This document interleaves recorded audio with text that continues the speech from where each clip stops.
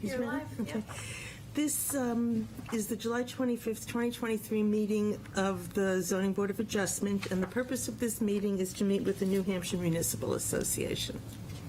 We are in order. All right, Buckley, you Are you can, excited? Yeah. you guys can take it away. Yes, it's Do all yours. you want to bring up the presentation or, yeah? Let's see if I remember how to do this.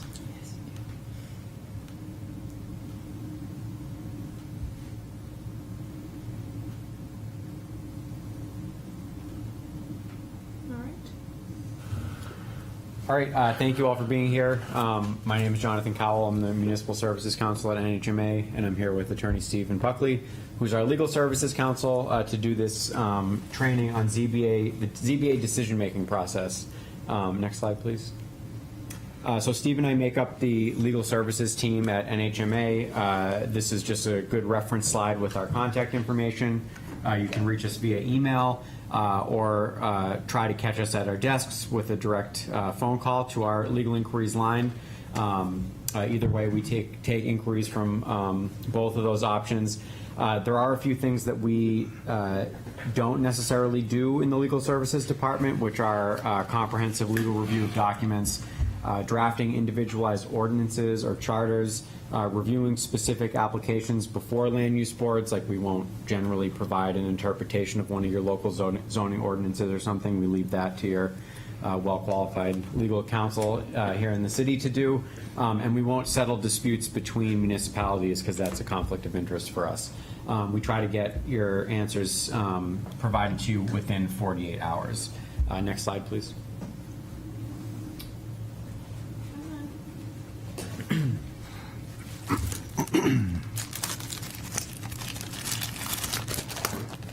So for today's presentation, it's going to be broken up into two separate parts. I'm going to start with sort of a very general overview on the right to know law, ethics, and conflicts of interest, including the disqualification standards, and a few case studies, some examples of cases with some court decisions that give a good background and description on some conflict of interest and recusal issues that could come up. And then I'm going to turn it over to Steve, who's going to get into some more ZBA-specific information, including the role of the ZBA, ZBA jurisdiction, the appeals procedure, decisions, variance criteria, special exceptions, administrative appeals, motions for rehearing, and appeal. Next slide. So to start, I'm going to do what I want to stress is a very brief overview of sort of the most important pieces of RSA 91A. RSA 91A is a very important piece of legislation, and there are some many important rules that all public bodies have to follow.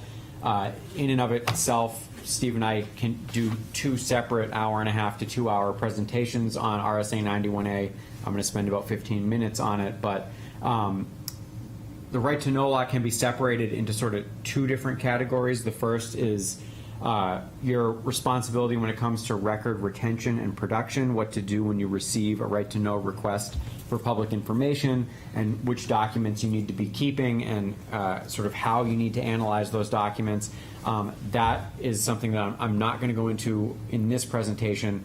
I'm going to focus more on the second half, which is the requirements for public meetings. The right to know law and RSA 91A has some specific requirements for what constitutes a public meeting, and then when you do have a public meeting, what you need to make sure that you're doing to be in compliance with the right to know law. As a little bit of background, RSA 91A, otherwise known as the right to know law, it's the transparency in government statute. It's a statute that's designed to make sure that there is transparency within our government, and that the public has the greatest possible access to what its government and its local and elected, both elected and appointed officials are doing. And so that's sort of the rationale behind a lot of the requirements that I'm going to get into, especially the ones that deal with avoiding communication among members of a public body outside of a public meeting. Sort of the golden rule, so to speak, of the right to know law, at least this portion of it, is that all substantive discussions of a public body need to be happening at a public meeting and not happening either intentionally or unintentionally behind the scenes. And we see it more and more today where public bodies are running into some issues because technology is making it so much easier to communicate instantly and contemporaneously, and to make a lot of things that may have taken a lot of time and effort in the past much easier to do, but could maybe unintentionally result in a violation of RSA 91A, at least until our state legislature decides to make some amendments to maybe bring some of this legislation into the 21st century. But I will get into some of those things to be aware of and concerns in this portion. Next slide, thank you. So in order to have a public meeting under RSA 91A, there essentially needs to be 4 elements present, is how we generally like to break it up. So there are 4 requirements to have a public meeting, and if one of these requirements is missing, one, you don't have a public meeting under RSA 91A, but maybe more importantly to remember is that you shouldn't be doing things that look like a public meeting. And I say that because with the first element here, a quorum is defined as a majority of a public body. And some of the questions that Steve and I get, and I've noticed this question come up maybe a little bit more in recent days, is, well, if we don't have a quorum present, let's say somebody doesn't show up, our board is 7 members, and we thought we were going to make it, just under or just above the majority, and somebody didn't show up, so we don't have a quorum, we can still hold the meeting, right, as long as we don't take any votes or make any decisions. We're all here anyway, we'll sit around, we'll talk, and then we'll save our decision making till the next meeting when we do have a quorum. That really is not a proper practice under RSA 91A. You missed one of your elements to have your proper public meeting, and so it is advisable then not to continue with essentially what would have been the meeting, and simply sort of withhold making decisions or something like that. So that's a question that comes up, or has been coming up recently.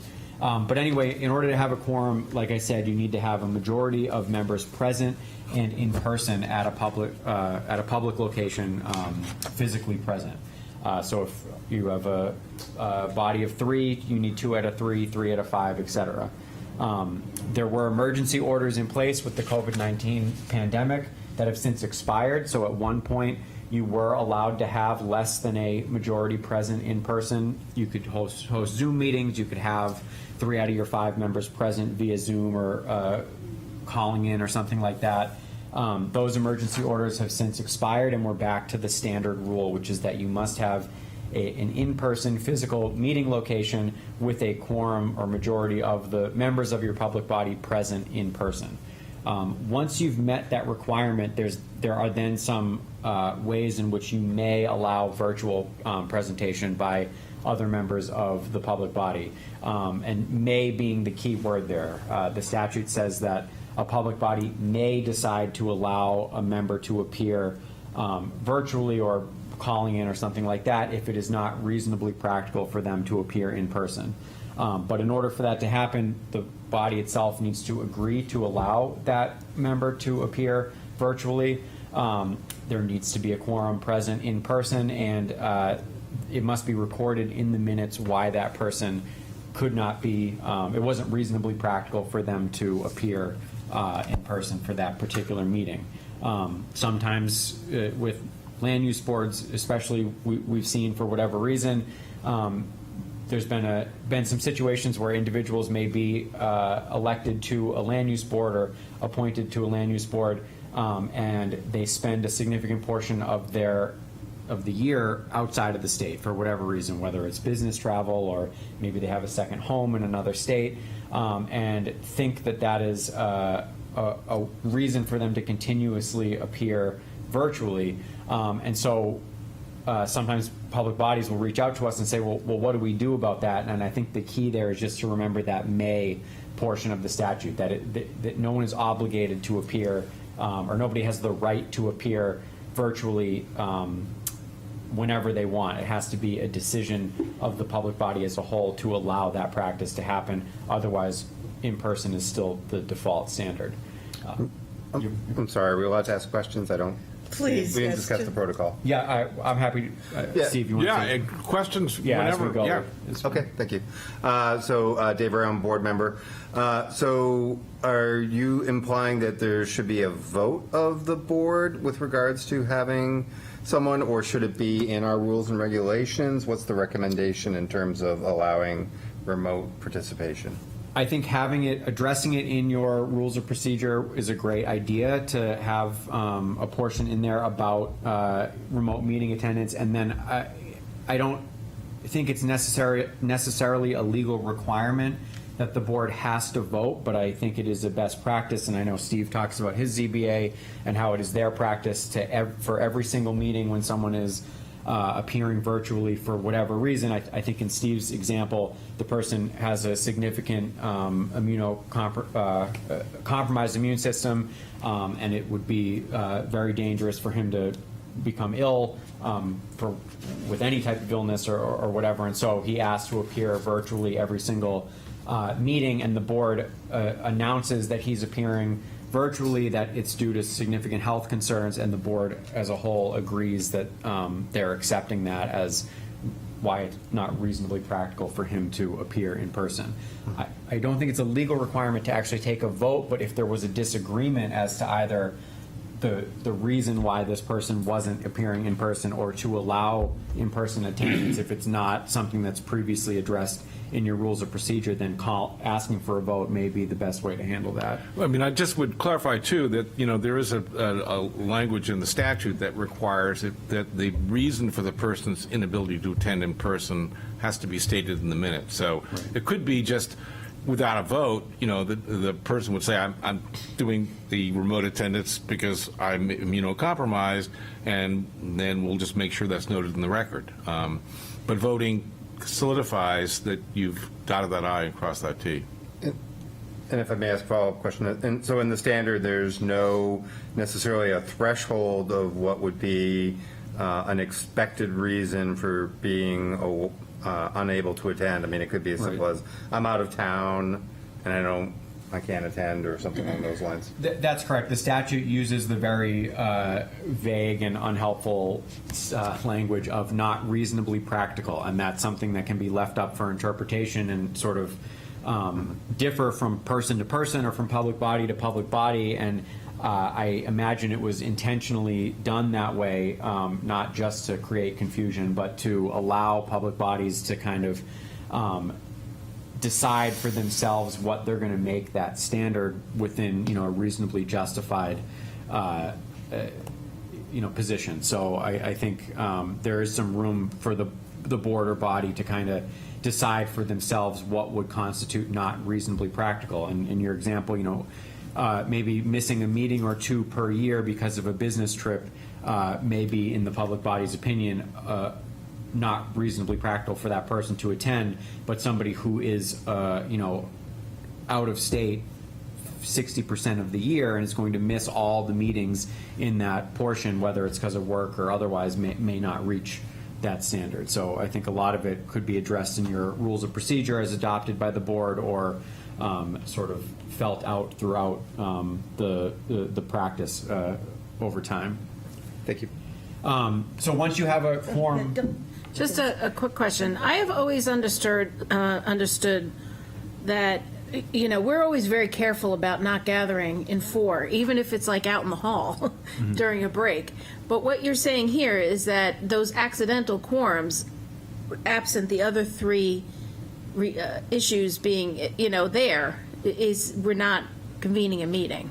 Right, and that's correct, and I'll get into that when I talk about the last two, as you mentioned. But I think one of the easier ways to understand RSA 91A, especially when it comes to having a meeting. So my background is in criminal law, and whenever I looked at a criminal statute, every crime has elements. You have to meet the elements to have the crime, and if you're missing one of those, if you don't have someone having taken property, you don't have a theft. You're missing that piece.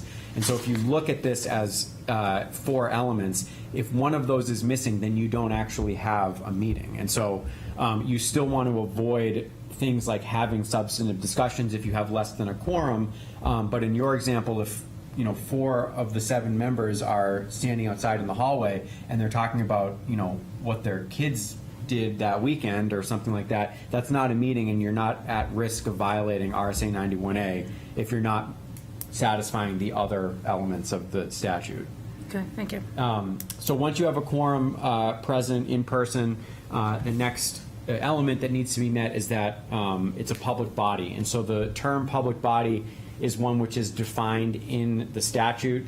The ZBA is pretty obviously a public body, but there are some areas that can cause a little bit of confusion when we talk about public bodies. And that's because there is sometimes a tendency to think that something like an advisory committee or a group that has been created by a smaller group, created by a public body that doesn't have any decision-making authority, doesn't count as a public body. And those are the other types of questions that we get on occasion. People will sort of categorize meetings of a subcommittee or something like that and call it a fact-finding meeting or an information gathering session or a work session or something like that. And they'll say, well, all they're doing is gathering some resources or gathering some information that they're going to present to the planning board or to the ZBA or whoever at a later date. And so that gathering doesn't count as a public body, doesn't fall under RSA 91A. And unfortunately, that's not a correct interpretation of the statute. Because under RSA 91A:2, it does define a public body as an advisory committee or any group that has any type of that answers to a larger group, will present information, and so decision-making is not a necessary element for something to be considered a public body. So really, anytime you have a committee or a subcommittee or an advisory committee, they will qualify as a public body for the purposes of RSA 91A, and if they're meeting together and satisfying the other 3 elements, they need to be abiding by the other rules of RSA 91A, which is notice, minutes, and public access, which I'll get into a little bit later. The third and fourth pieces are convening so that they can communicate contemporaneously, and discussing or acting upon something over which the public body has supervision, control, jurisdiction, or advisory power. So those are the next 2 that I'm going to get into on the next slide. So to convene in a way which allows for contemporaneous communication can happen in a number of different ways. The most obvious is meeting in person. We are all sitting here in person. We can communicate contemporaneously. Someone can ask me a question, I can respond. We can all participate in that. And so obviously, if you're gathered in a public place, seeing each other face to face, that's maybe the most basic way of convening and communicating contemporaneously. But it can happen in many other ways that you need to be aware of. Discussions via email, text chains, or using the reply all function is one that we see a lot, which can cause potential problems. If a member of a public body sends an email out and CCs all of the other members of that public body, and maybe the discussion, maybe the purpose of the email didn't start about public business, but then somebody hits the reply all function and says, thanks for sending the email, by the way, at our next meeting we should definitely be talking about this, and they hit reply all when they send that, and then all the members of the public body see that response, and somebody thinks, oh, I don't think we should be talking about that. I'm going to reply all, and I'm going to say, I don't think that issue is important enough to talk about. We have a busy meeting. Let's do some. All of a sudden, you have this communication that all, or at the very least, a quorum of the members of a public body are seeing in real time and responding to in a way that everyone else can see and respond back with. And so that is problematic, because that is essentially holding a meeting that hasn't been noticed, that isn't in a public place, and that minutes aren't being taken at. And so you could be in violation of RSA 91A. The way that we advise to avoid that is that if you're going to use an email chain, use the BCC method, which will then hide all of the people who are CC'd on that. So if somebody chooses to hit the reply all function, it's not being sent back to everyone, allowing them to communicate contemporaneously. So you can avoid some issues there. That can get a little bit more complicated when we talk about some of the more maybe modern technological advances with things like group text or most recently Google Documents. We've had a few questions about those. Google Docs, if anyone's aware of, now have a function where somebody can share a Google document with any number of people, and if I'm updating, making notes, or typing something on that Google document, everyone else who's been invited to that Google document can see my comments, they can see what I'm typing, and they could theoretically then respond to what I'm saying in real time or add their own comment to my comment. And you could essentially be holding a meeting, drafting this document, again, outside of a public venue that hasn't been noticed, and potentially be in violation of the right to know law. And so this is one of those areas where our best advice is to simply avoid using technology that could result in an unintentional violation of RSA 91A, at least until we've had some changes and updates to the statute, which maybe take more into consideration some of the technological advances. But until that point, your best practice would be to avoid things like that could result in a violation of the statute. It is specifically mentioned in RSA 91A that communications outside of public meetings should not be used to circumvent the spirit of the right to know law, which is sort of just reiterating that fact that even though there are ways which communication can happen which may sort of fall into that gray area of communications outside of a meeting, if it is violating that spirit of open and transparent government, then you're violating a portion of that statute, and you want to make sure that you do all that you can to avoid that. That being said, there are things that are okay to discuss via email outside of a public meeting, and those are things that would fall more into the administrative side of things. If it turns out that one of the members of the ZBA is sick and that without their attendance you now don't have a quorum, you don't need to all go to the meeting place, or try to call the meeting to order, announce that you don't have a quorum, and then cancel the meeting and waste everyone's time. That's something where the chair or someone can send out an email and say so-and-so's sick and we don't have a quorum, so I think we should cancel the meeting. Does anybody have an objection with rescheduling it to this date? And people can respond and say whether or not they're okay with that date, if it works with their schedule or something like that. It's once you sort of transition into a substantive discussion, which is the next piece and the last element that I'm going to get to, where you have a greater concern about violating the statute. And so, next slide, thank you. If I could just add a little bit to that, just something we've developed as a practice here, and I would advise Phyllis, you do, I think you probably heard this before, but if you have to do a communication like that to the whole board, just blind copy everyone.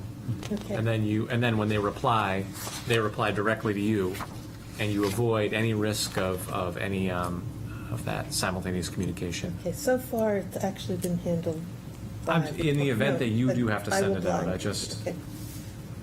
Same Thank thing. Same thing with setting like an agenda. If your board uses an agenda or something like that, and you're asking members for agenda items, BCC is the best way to go, because then if somebody is sending the chair or the administrative official or whoever is setting the agenda, it's not going to spark a contemporaneous discussion about whether or not that's an issue that we really want to talk about, and then you can get into those problems. And so that brings us to the last and the final element needed to have a public meeting, which is that the discussion taking place needs to be about official board business. That is business that the board has advisory, direct supervision, advisory supervision, or power over. It is not something like hanging out at the Christmas party. If the ZBA holds a Christmas party and you're going to have all the members of the ZBA present, you have a quorum of a public body meeting in a way in which there's contemporaneous communication. So you have 3 of your 4 elements. You're still okay as long as no one at the Christmas party starts talking about the variance application that's before the board, or even a previous one that maybe is still in its appeal window or something like that. Keep your discussions to informal and personal things that are unrelated to the official business of the ZBA. The same would go for, chance encounters if you run into somebody at the grocery store or something like that.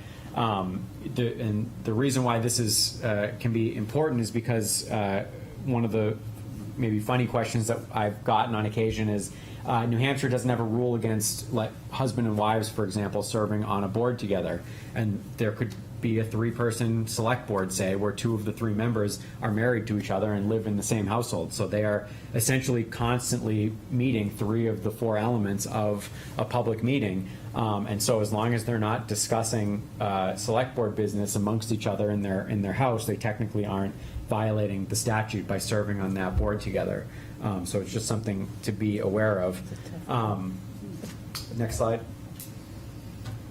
So when you have all 4 of those elements met, there are 3 important things that you need to make sure are happening. The first is that your meeting needs to be publicly noticed. RSA 91A provides the basement, the bare minimum notice requirement. This is the notice requirement for a standard meeting that has no other enhanced notice requirements. Serving on a land use board, you probably know that there are many actions that your board can take which statutorily require advance notice. It could require newspaper publication, 10 days notice, perhaps abutters need to be noticed, things like that. Those are all stricter than what is the basement requirement in RSA 91A. And so you always want to make sure that before you post notice, you're checking the statutes to see, okay, what am I doing at this particular meeting or hearing? And if I'm doing something out of the ordinary or something that may have advance notice requirements, to double check the statutes. But for the standard notice requirements of a public meeting, you have to have notice posted in 2 public places, one of which can be your municipality's website if you have a website. If not, then you need to have it posted in 2 public places, and I believe in a newspaper if you don't have a website. Is that Actually, I think the newspaper is an option. okay? Yeah, it would still, the baseline would be 2 public Right, places. so there are some statutes that do still require newspaper publication, but for the purposes of 91A, it's 2 public places, one of which can be the website. And it has to be posted 24 hours in advance of the meeting. I do have a question about public notice. And if this is not the right time to address it, I could hold it till later. But we've had a couple of instances this year, actually, where people have come before the board and have, we have published advanced materials about what would be discussed and what the applicant, let's say, was asking for and their rationale for it. And then when they were before the board, they completely changed what they wanted to talk about. Okay. And my question is, would it be, is it proper for the board to consider, I'm not even quite sure how to phrase it, but it seems to me like it's a bit of a problem with regard to public notice, because if the request to the board is going to be substantively different than what was published, is it within our duty or our right, which would you say, to postpone a decision until the new materials could be published? So it's a good question, and I think it sort of highly depends on exactly what we're talking about. So posting of notice doesn't. There's at least for RSA 91A purposes, when we're talking about the notice requirements in 91A, 91A doesn't require you to post information about what's going to be discussed at the meeting. It just requires you to post a notice. So a lot of boards will say, we'll use an agenda, for example, to organize what they're going to talk about. There is no requirement for you to post that agenda when you post your notice, although it's a good practice to do so. And then a lot of times we'll get these questions about, well, this item wasn't on the agenda, which we posted, so can we even talk about it at the meeting? And the answer is yes. All you have to do is post notice that you're holding a meeting. You don't have to provide notice of what is going to be discussed at that meeting, and that's never going to sort of hamstring you from being able to discuss something at a public meeting, just because notice of what was going to be discussed wasn't posted with the 24-hour ahead of time notice. Now, So we have no duty to postpone that, but do we have a right to postpone it if it's But I substantially think your different? question is more about the ZBA's Yes, that is- obligations under the right. ZBA statute, which Yes, is a of little course. bit different, and I think I'll address that in my part of the presentation, where Jonathan is just kind of generically looking at the right to know Okay, law. I'll wait, Yeah, but don't forget in case. I will not forget. Okay, thanks. so once notice has been published, you need to make sure that your meetings are open to the public. Part of the open and public requirement is that individuals who attend can record meetings. They don't have to ask for permission ahead of time. Public meetings are always subject to being recorded, whether it's audio or visual, or really however the person wants to. As long as they're not being disruptive, you can limit what's called like a time, manner, and place restriction, where if someone is being unruly or disruptive with the way that they are recording, you can ask them to make reasonable accommodations to alleviate that disruption, but you can't restrict their ability to record or anything like that. And then finally, you must take meeting minutes. And so minutes are a requirement under RSA 91A. However, minutes are not explained in detail really in any of the statutes. RSA 91A mentions a handful of things that have to be included within the minutes, which include the names of members present, individuals who are making and seconding motions, and the results of those motions. You need to include in your minutes if someone's attending virtually, why it was not reasonably practical for them to appear in person. And then there's some rules, special rules for non-public minutes. If somebody makes a motion to enter non-public sessions, they need to cite the reason for doing so. But other than that, the only other real guidance that the statute gives is that it should be an adequate summary of what was discussed at the particular meeting. And so what constitutes sort of an adequate summary is really up to the public body to decide for themselves and work in connection with their minute taker. There is no requirement to record what people say word for word in the minutes, even if they request it. Sometimes, especially members of the public who appear before public bodies, will want to sort of demand that their statement is verbatim recorded into the minutes so that everybody who reads the minutes can see exactly what they said. And there's no requirement for a public body to do that in the statutes. You simply are taking these minutes to create an accurate record of what was discussed, so that if you have questions about, why this variance was granted, this maybe is more relevant before the law was amended to require written findings. But regardless, if there's a question as to maybe the decision-making process about a decision made 5 or 10 or 15 years ago, you want to make sure that your minutes are adequate enough that somebody who did not serve on that board and had nothing to do with that particular decision can go back, read the minutes, and have an understanding of the important factors that led to that particular decision. So those are the 3 requirements of 91A. Are there any other questions before I move on to some conflict of interest issues? I have a quick question. So if you don't meet the element of a quorum, but you have, say, your quorum is 3 out of 5, and you have 2 people who are meeting and they're discussing business related to that public body, I think some people think, well, if there's only 2 of us, then we can go ahead and discuss the business of the public body without having a meeting. And under your analysis of the elements, it sounds like it, but it also sounds like they're circumventing. Right. Right. And so that's sort of the advice that we give, is that when we get that question, which is, well, if there's only 2 of us and a quorum's 3, we don't have a public meeting, so we didn't need notice, we didn't need to have it open to the public, and we don't need to take minutes. And because we're missing that first element, we can then do the other, really 2 elements, which is convene about official business and not worry that we're violating RSA 91A.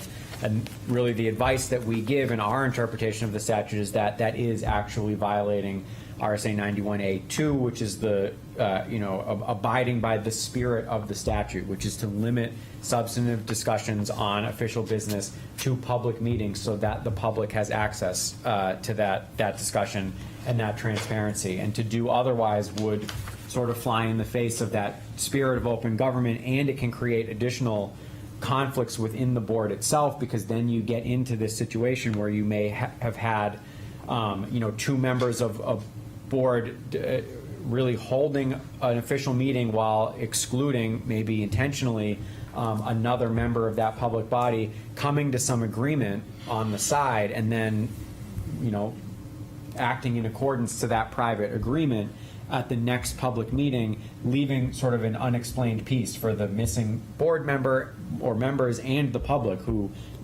may seem, this may seem to be a conflict of interest, perhaps, why these two members are sort of in cahoots with each other without having an adequate chance to have seen the discussion process that leads up to that. So that's what I would say about that. Were you going to add I was something to that? just to emphasize, there's this, I always read this paragraph in RSA 91-A:2-B, and this paragraph, Roman 2, is really important. It says, communications outside a meeting, including but not limited to sequential communications amongst members of a public body, could be two members, shall not be used to circumvent the spirit and purpose of this chapter as expressed in RSA 91-A:1. And Jonathan has hit it dead on. I mean, we get these questions all the time. It doesn't happen so often in a community like the city of Portsmouth, but in communities that have 3 members of the select board, and you have a new select board member who's just gotten elected, and the 2 other select board members don't like that person, they tend to conduct these side meetings, make decisions, come to the public meeting, and then say, oh, we've already decided that. This is what's going to happen. And that's blatantly inconsistent with the requirement of the statute. So that's a key part, and that's why I always think that statute and that paragraph is always one to remind everyone about, not doing things that ultimately undermine the spirit and purpose of the statute. Steve, if I may too, just some other advice from your legal department. While you're right, of course, if you had a quorum, you're in a break in the middle of a meeting, and you have a quorum standing in the hall talking about what you had for dinner or your dog, that's certainly permissible. It does not violate the statute technically. It is, if you are a member of the public who sees those 4 people, you may not know that that's what you're talking about. And it's not a great look for the board. It undermines, the integrity of the decisions you make, and it could cause people to lose faith in what you're doing. So if at all possible, you should try to avoid putting yourself and putting your board, your public body, and the city in that kind of position. And that's a great point and a great segue, because you took the words right off of one of my slides in the conflicts of interest portion, which is how to avoid conflicts of interest and some of the actions that board members could engage in that may unintentionally make it look like you have a perception of impropriety, as I think the statutes or the case law says, one of which is engaging in a discussion amongst yourselves which could look bad to the public. And so when it comes to conflicts of interest, as a land use board, this is going to apply to you all maybe more than some other public bodies. Many other government entities maybe aren't faced with the same type of decisions that land use boards are faced with, because land use boards deal specifically, for the most part, with private citizens' ability to use their private property. You're putting certain restrictions on or granting certain relief from rules which interfere with a person's right to sort of freely use their property.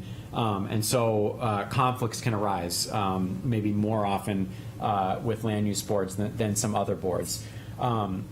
Unfortunately, there is no sort of conflicts of interest law, so to speak, in New Hampshire, which what I mean by that is there's no statute I can point you to which is called the Conflicts of Interest Statute, which is going to list all the clear and concise and specific ways in which somebody can have a conflict of interest. Instead, a great portion of it comes down to each individual person's own understanding of ethics and what it means to be ethical. And one of the reasons for that is that there is no real mechanism that any public body has, including the ZBA, to compel a member to recuse themselves or to abstain from voting if they don't want to. It's always going to, in almost all the situations, it's going to rest with that person's individual decision-making process to decide whether or not they feel that they have a conflict and need to recuse themselves. I have a question. Given that, from a procedural standpoint, is it inadvisable for the ZBA to hold a vote as to whether or not they think an individual member should recuse themselves, since that vote would be non-binding? And I can envision a circumstance where perhaps the majority of the ZBA would say, yeah, this person has a conflict of interest and they should recuse. And that person says, well, I've thought about it, and I say no.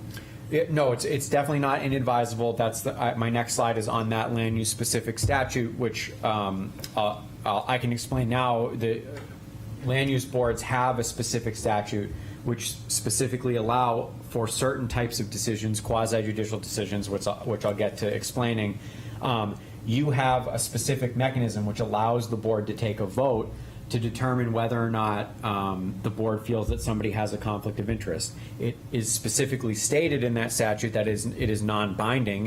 It still doesn't force that person to recuse themselves, but it is great evidence, I guess, for lack of a better term, down the line if there's an appeal of that decision and the city or the town ends up having to expend a lot of money to redo the whole process or something like that, and there's an allegation of impropriety on behalf of the member who clearly had a conflict because everybody voted and said they did and chose not to recuse themselves, that vote is going to be an important piece of evidence and information to provide down the line when it comes to finding a remedy for that, whether it's removing that person from their position or if there's a Superior Court case and the judge is determining what the potential remedies are going to be and how on the hook the town could be for or city could be for certain consequences. A vote like that is a tool that the legislature has given you to use, and I would advise using it if you feel necessary, even though the results are not necessarily binding.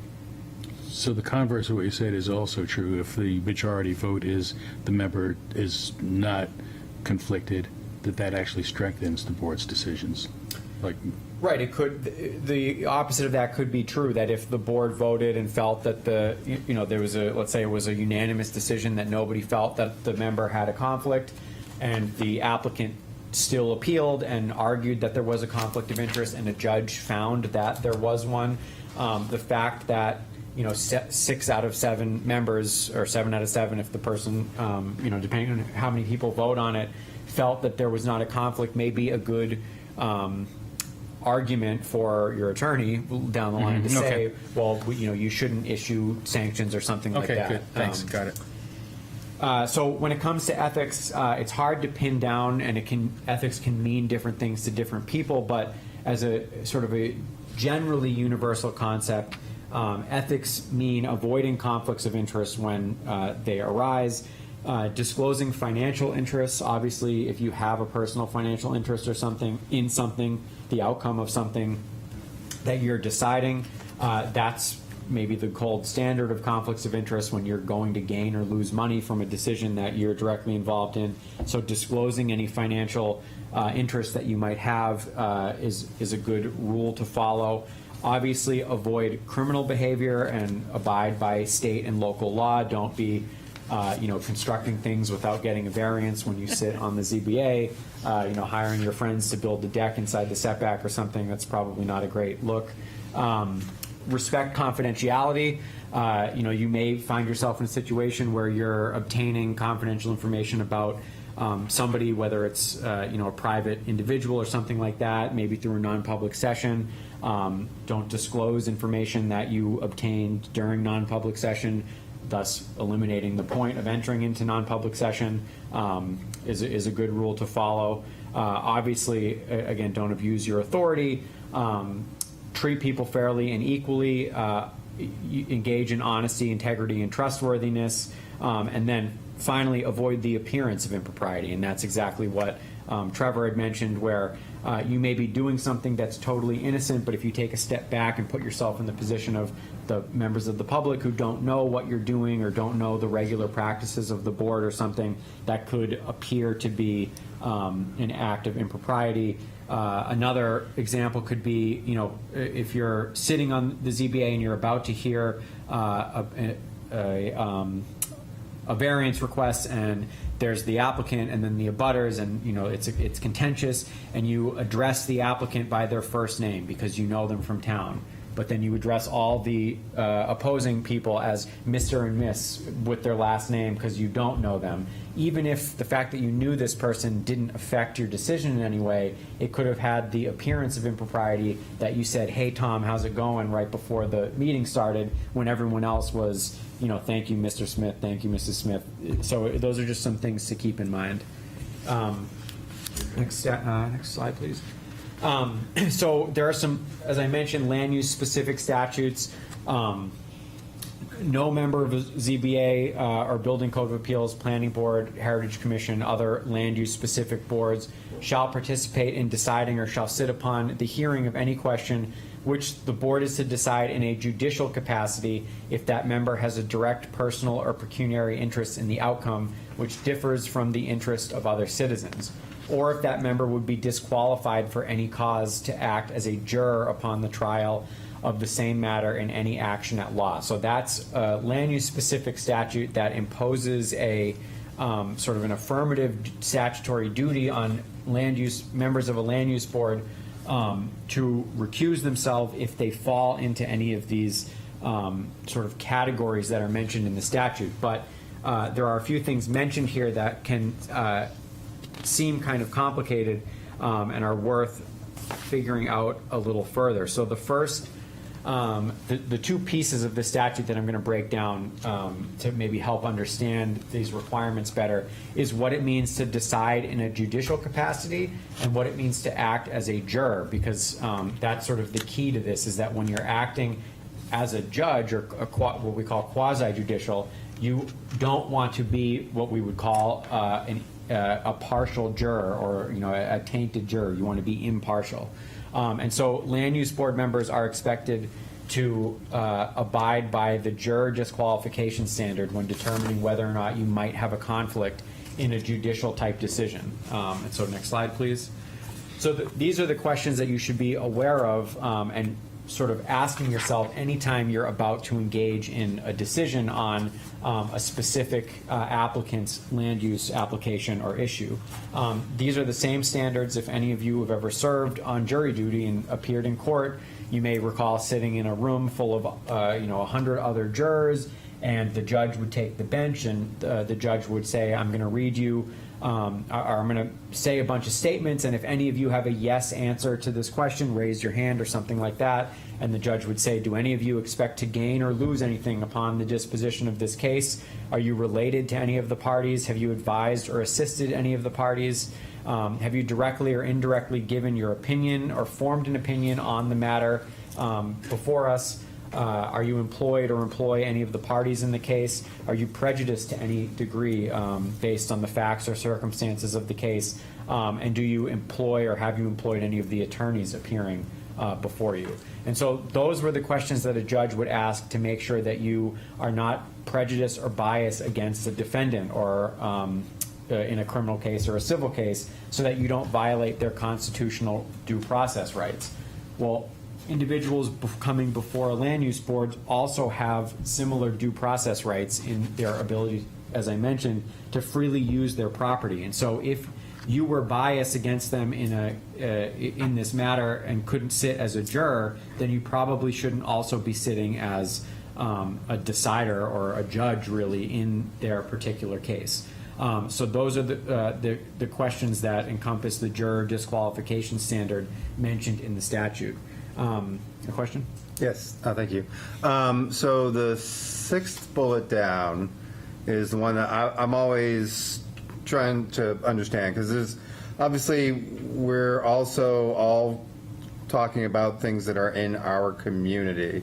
I mean, if you truly wanted an impartial jury standard, then we would hear all of the zoning cases from Keene, and Keene would hear all the zoning cases from Portsmouth, and then we would say, well, I don't know anything about the community, so I'm as impartial as I can be. Yet, we also kind of say that part of us being, we are part of the community, and that actually bringing in our understanding of the community is an aspect to our decision-making, and it's perfectly acceptable. So it just seems like there's a conflict in saying that it's truly a juror standard, when in fact, we all have some degree of prejudice, I suppose, in terms of our understanding of our community and our understanding of what the goals of the community are and people in the community. I mean, at some point, we're tainted just a little bit. So that's a great question, and it comes down really to what the judicial and really constitutional understanding of prejudice is. Just like in a criminal case, you have a constitutional right to be tried by a jury of your peers, which is why if I commit a crime in Portsmouth, New Hampshire against someone from Portsmouth, New Hampshire, the jurisdiction is going to be in Portsmouth or in that surrounding area and not removed to Keene or to some other county or something like that. Which sort of that same kind of understanding applies to land use board cases where you are, your understanding of the community plays a huge role in your decision-making process. There are several aspects of a variance request, for example, that requires ZBA members to consider some of the impact on the community. And that's not being prejudiced, that's being informed. And so prejudice means that you are predisposed to sort of answer in a certain way because of something that's not a legally recognized decision-making factor. So the obvious ones, somebody's race, somebody's gender, somebody's religious beliefs, if you are prejudiced against that person for one of those reasons, that would be a reason to step down from being a juror in a case or making that type of decision. But having opinions and understanding and personal feelings about issues related to your town is not in and of itself something that would make you prejudice against an individual person's decision. If that person used to be your neighbor and you hate them because they were a terrible neighbor, that's maybe more prejudice. So it does kind of require, it's obviously not as black and white as that, and it does, a lot of this is sort of left up to your own sort of personal decision-making process, but it's just kind of helpful to understand. So I'm going to move along a little bit now so I don't cut off Steve with his time. So the next slide, thank you. So the second important piece of language in there was that this juror disqualification standard really comes into play when you're making a judicial or what we usually call a quasi-judicial type decision, which is different than a legislative decision. And the difference between these two type of decisions are important because it can greatly affect the outcome of the decision if a potentially conflicted or a person who did have a conflict participated in it. And so a quasi-judicial decision is when you as a member of a public body are really acting like the judge and jury. You're hearing two sides of an issue, you're weighing the pros and cons, you're weighing each individual's evidence and their opinions and their arguments, and then you're deciding for one party or the other. That's different than a legislative decision, which are decisions that are going to be widely felt. They're really policy type decisions, and they affect the public or the town or the specific area as a whole. And so one easy way, which is not always the way you can tell, but it is a good indicator to tell whether you're making a legislative or a judicial decision, is who you need to notice when you make that decision. If the statute requires you to send notice to specific individuals, you're noticing abutters, you're noticing an applicant, something like that, that's a good indicator that because individual people are specifically required by statute to receive some type of personalized invitation to come to this hearing, you're probably going to be weighing their thoughts and opinions against someone else's and making a judicial type decision. Whereas if the notice requirements simply require you to post broad notice and allow anyone from the public to come to this hearing, and all of the public has an option to speak, and your decision isn't going to affect one individual person's land use rights, that's most likely going to be a legislative type decision. And so maybe a concrete example could be, I had a question once about whether or not a member of the planning board could submit a petitioned zoning ordinance amendment. And they thought this is a clear conflict. This person sits on the planning board's going to have to vote on this zoning ordinance, and they can't be the ones petitioning for this zoning ordinance amendment because they're in a direct position to weigh in on voting on it.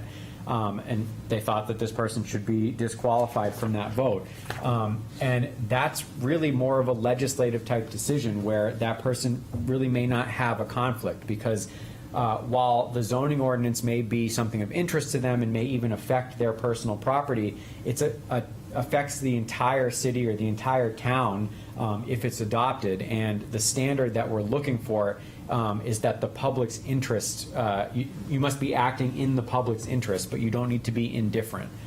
It's the same rationale for how many people who are elected, whether it's to local government or any type of political position, sometimes run on very strict and strong positions. I am, pro-life, I am pro-Second Amendment, I am anti-this, anti-that. People run on these positions, get elected, and then they vote to make decisions that will affect people who fall under those positions that they've clearly already come out strong in favor or against. That's not a conflict of interest when it's a legislative decision and it affects the public as a whole. Contrast that with obviously a variance request where you have one person looking to, let's say, build a deck in the setback, and your decision is going to determine whether this one individual resident has the right to use their property in that way. That would be a different example of a quasi-judicial type decision. Next slide. So why does it matter? It matters most when it comes to what happens if that person decides to participate anyway. If the decision that was made was a quasi-judicial type decision and somebody who had a conflict but didn't recuse themselves participated, what likely would happen is that regardless of the outcome of the vote, the court could overturn that decision, which means even if it is a unanimous decision of the board to, let's say, deny the variance, and one of those voting parties had a conflict in this quasi-judicial decision and participated anyway, there's case law out there which would suggest that the courts could overturn the entire decision because they felt that this one person's participation could have sort of influenced or tainted the entire decision of the public body. That's different if it's a legislative decision. If there was somebody who did in fact have a conflict and should have recused themselves from a legislative type decision, the courts more than likely will only overturn the decision if their vote was the deciding factor. And if you remove their vote, then the decision fails. Next slide. And so that's why it's important to understand the difference between recusal and abstaining.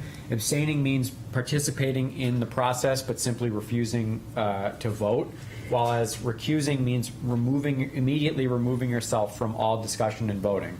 Recusing is the better option, obviously, because it is maybe the only right option when you're talking about a quasi-judicial decision, because your participation could taint the whole process, but it is generally the best decision anytime you perceive that there may be a conflict. Avoiding conflicts of interest, there's the ability to take a vote under RSA 673-14. Land use boards have that's an option that land use boards have that other boards don't. It's, as I mentioned, it's going to be a good practice, especially if you think there may be problems down the line.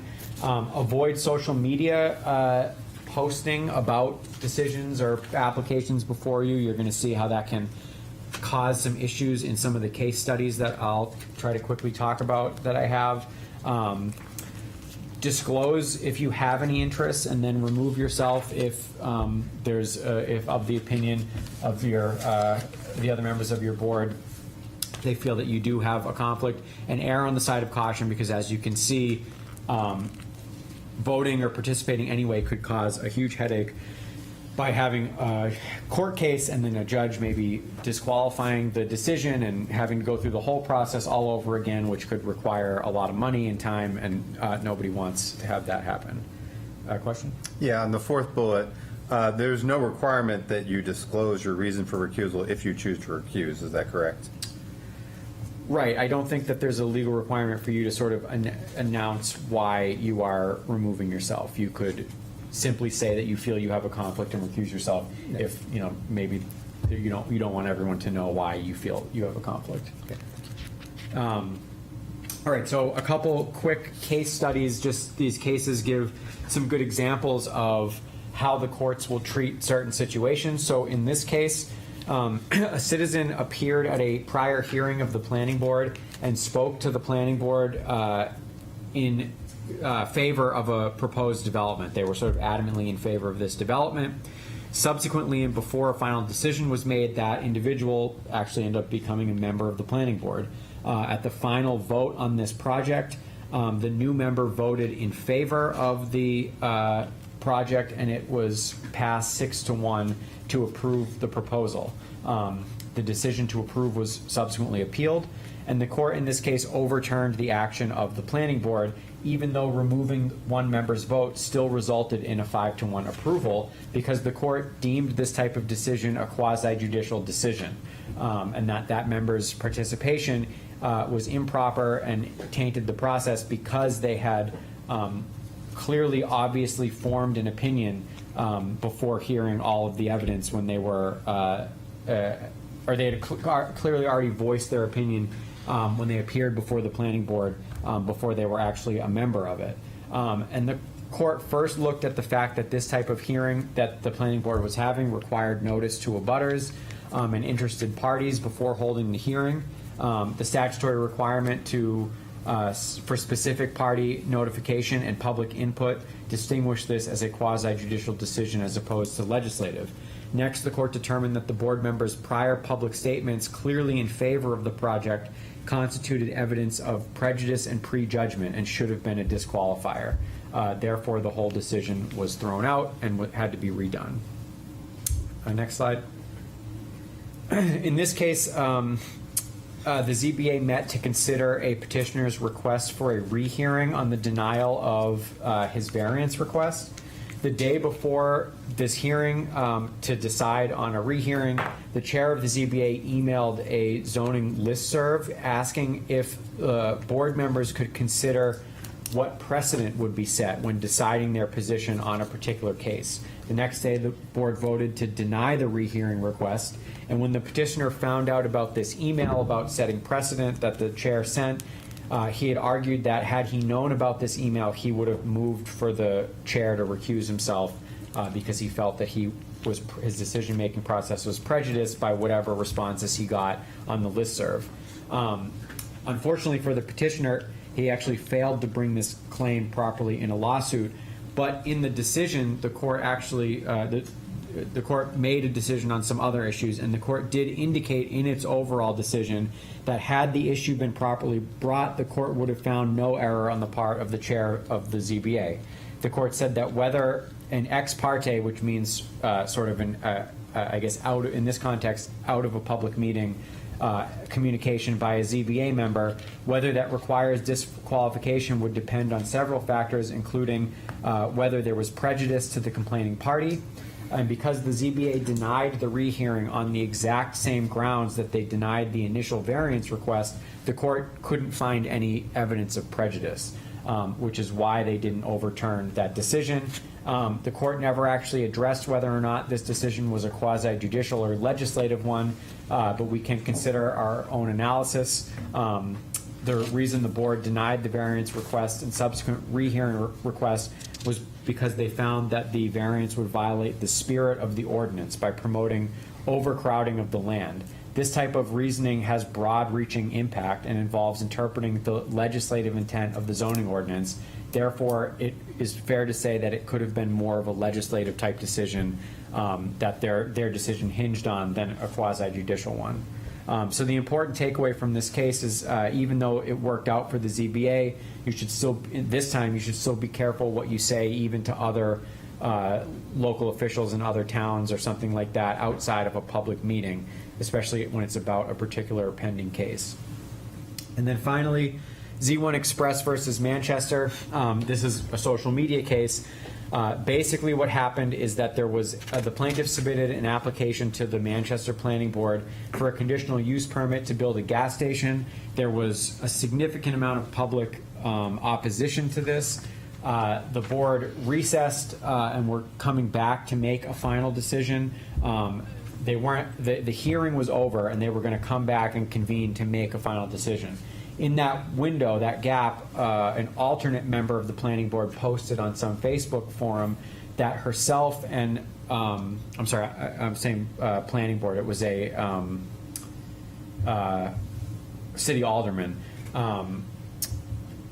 She posted, an alternate posted on a Facebook page that herself and this other alderman, who was likely going to be sitting at the final decision, were adamantly against this project and would absolutely not be voting in favor of it. This information came out at the next hearing when they were going to be making a decision, and they made the decision anyway without recusing themselves. The court heard the case and ruled that even though the public hearing portion was over, the fact that a final decision hadn't been made meant that the members of the board could still have substantive discussions which could sway their opinion one way or another, and that this definitive statement that this alderman and alternate were absolutely voting against the gas station before a final decision was made showed prejudgment, and the court overturned the decision. With that, we move on to Steve's portion. So what I'm going to spend a lot of time on is getting into as much detail as reasonably necessary, given the time we have this evening, to get into the role of the ZBA and some of the decision-making elements of the ZBA's business of dealing with administrative appeals, variance requests, and requests for special exceptions. But I always feel it's important to start off with sort of a general outline, what's the role of the ZBA. And, you know, the real key thing here is the ZBA's job. We just go to the prior slide. The key thing is to understand that ZBA's job is to be a safety valve, because zoning ordinances have this unique ability to uniquely affect individual uses of land.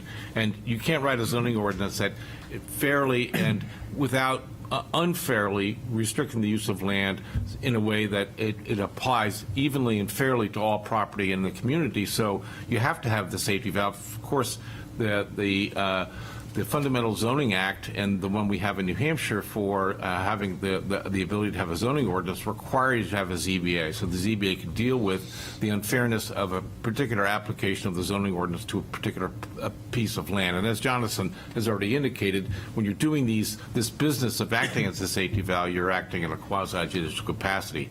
But you don't, as a ZBA, have enforcement authority. I don't know if it's an issue in your board, but certainly I've seen other boards who get upset and in a disagreement with perhaps the authorities in town that do code enforcement, or and for that matter enforcing ZBA decisions, and they perhaps get a little bit too involved in trying to ensure the ordinance is enforced correctly or conditions are applied correctly, and that's just really not the role of the ZBA. Your job is just to issue decisions based on requests, applications are made to the board. You do have some degree of an obligation to provide assistance to the public, and generally that will come through staff who help people fill out the applications, make sure the applications are timely submitted so someone can get in front of your board and understand what are the things they should explain to you to justify action that you might take, either granting or denying relief. So that obligation comes through staff. It also comes through perhaps, the manner in which how you handle your hearings, so that the board, so that the individual homeowners who may not understand or appreciate all these nuances of zoning come to understand, well, what they can do and what are their ways and getting before a board to ask relief, whether it's administrative appeal, variance, or special exception. And part of the ways that you communicate to the public at large and how you will conduct your business through your rules of procedure. land use boards all have to have written rules of procedure, and many of the ZBAs that I've represented, I'm sure you probably do the same thing here in Portsmouth, is to just to have a brief rundown for those who are attending your board meetings so that they understand this is what we expect your presentation to consist of, here's our rules of procedure, this is how the order of business will be handled, so that the business is handled correctly and that the people who are appearing are comfortable understanding how they go about, the process of perhaps for the first time in their whole life, appearing at a public body asking for a permit or permission under the zoning ordinance. And luckily, unlike planning boards, you don't have to meet monthly, although you probably do meet monthly because you probably have an active agenda.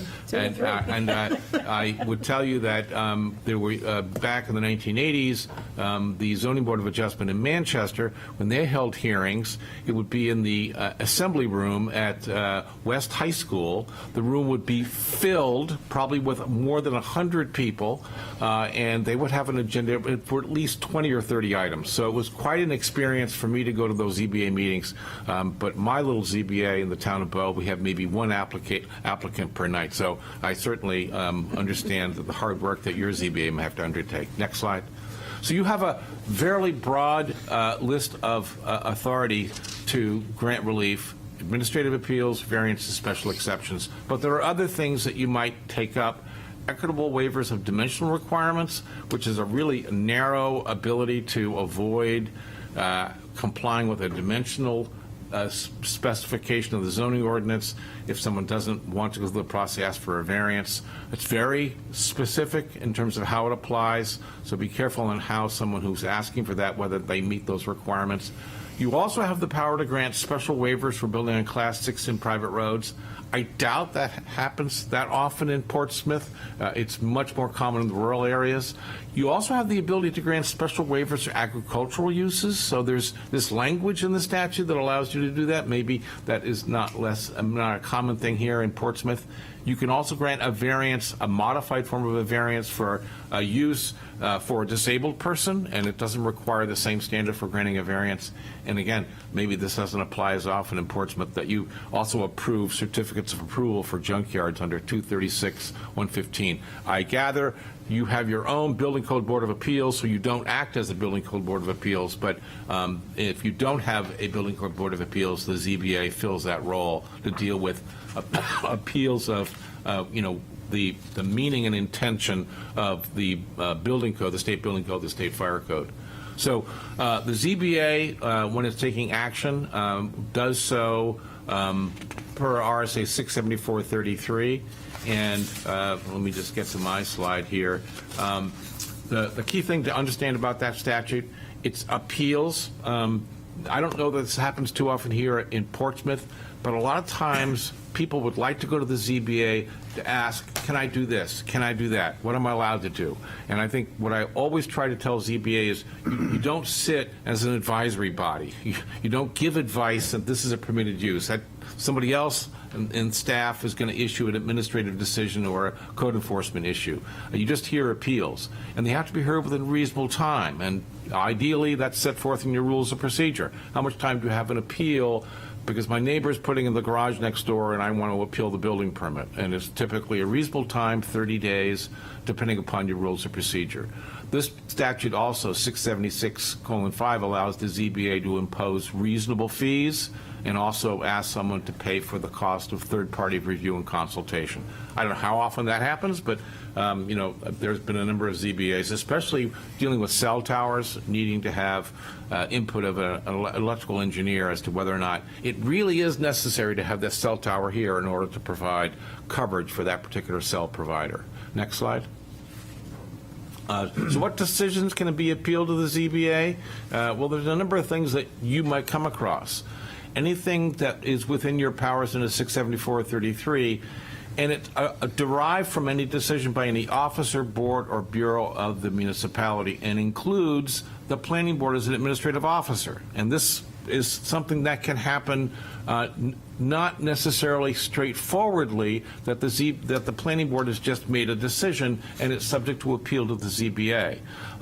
So for instance, and I've spent a long time on the telephone today about this with a town, that the planning board had approved a site plan, and arguably, the site plan, from the planning board's perspective, was a permitted use, because the planning board can never approve a site plan that doesn't conform to the requirements of the zoning ordinance. But in this particular instance, there was an argument that the approval for a use was not consistent with the permitted uses in the statute or in the zoning ordinance. So there's a situation where the planning board believes it's appropriately approved a site plan, but as long as the persons who are aggrieved by that decision can do so within a timely fashion, they can appeal to the ZBA and say, wait a minute, they just approved this site plan, we don't think this use is permitted, and they can appeal, and that's in effect a decision of the administrative officer. And one other thing, it can also deal with discretionary decisions, well, decisions that are made with regards to enforcement. So if someone is being hailed into court for a violation of the zoning ordinance, it could be that the applicant would appeal the interpretation that's the foundation of that code enforcement action. Now, you can't appeal that I don't like the fact that the code enforcement officer is taking me into court for some zoning violation, but I can appeal that you're misinterpreting that ordinance constitutes a statement that what I'm doing is a violation. So there's just a nuance there with regards to what are the types of administrative decisions that can be appealed. Next slide. So the effect of the appeal to the ZBA should result in the permit or certificate being suspended. So if I'm appealing the application, the fact that my neighbor has been given permission to build a garage and it's within the side yard setback, the permit should be suspended until such time as that's resolved by the ZBA, because otherwise you have a fait accompli, the garage is built.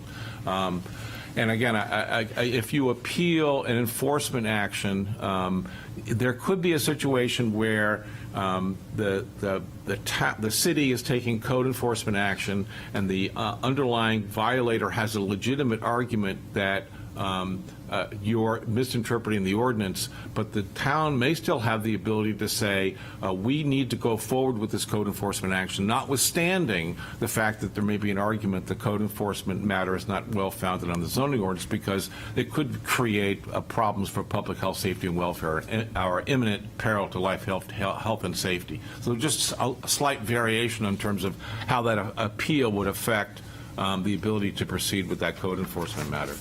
Next slide. And as part of the general understanding that we bring to the zoning interpretations that arise from your decisions, once someone has had an opportunity to request a permission, especially with regards to a variance, and they've been denied, they can never come back to the ZBA again for the same application, for the same use, for the same property, unless it's a second application which is materially different. And the materially different could be, as this happened not too long ago, when the zoning variance standards changed in 2008 and 2009, a change in the legal standards, or, and this is again connects to how you make your decisions, if you said no to someone, you can't have this variance, and you laid out what were the reasons, as you have to, and particularly more and more today, you have to have a detailed state of reasons why the permit has been denied. If the person then takes those lists of reasons why that you said no and changes the application materially to address those concerns, that would justify then coming back for a second application. So the one bite at the apple rule is also, just as a matter of understanding why it's there, it's designed to protect the settled expectations of the abutters, that they know once you've said no, they're not going to have to worry about that person coming back to a different board at a different time. This is going to be preventing them from doing so. And I'm sure, certainly here in the city, you have pretty good record keeping of when the permits have been denied, and someone can check that and say, wait a minute, you can't apply here.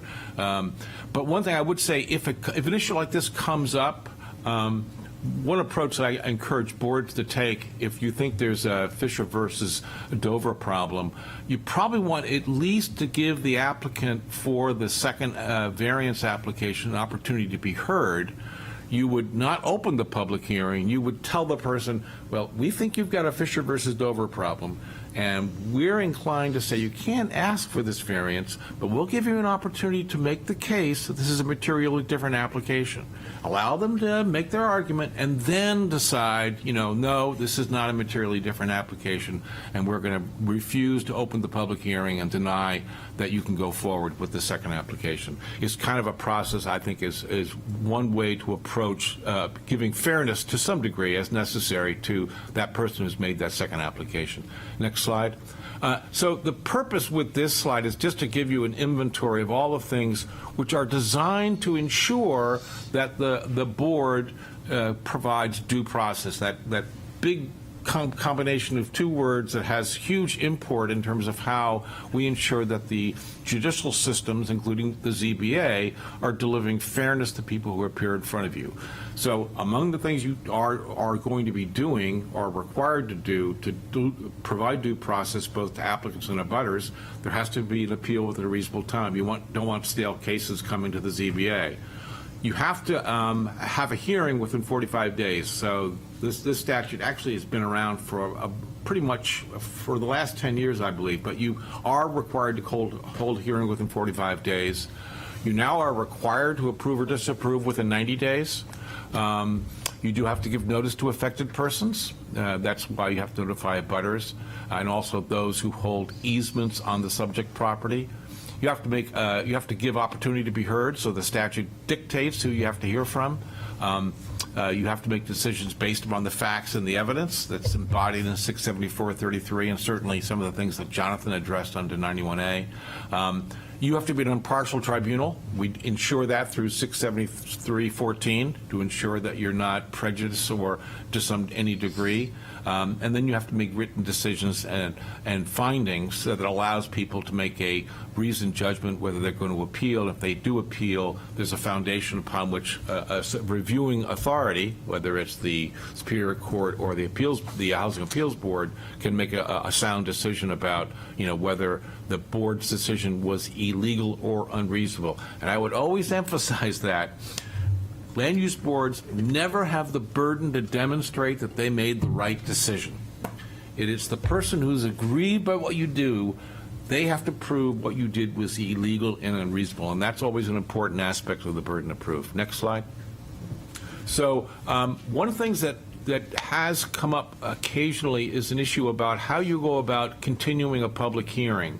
And there is this very specific provision in RSA 676:7 that allows a board to not re-notify abutters and those holding interest, easement interest in the subject property once you've opened a public hearing.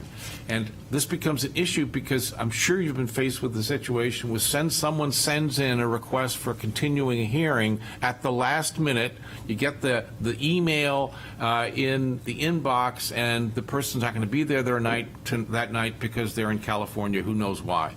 And the problem you face is that something we can continue without additional notice, or is that something we have to re-notify? And I think the better practice is only to be able to say we are going to continue this matter to another date and time if you actually opened the public hearing, and as the statute says, you weren't able to complete the public hearing process in the time available. So if this is a situation where someone doesn't show up because they asked for a continuance, they're going to have to pay for a new notice, and that's just the nature of how I think this statute limits the flexibility the ZBA might have.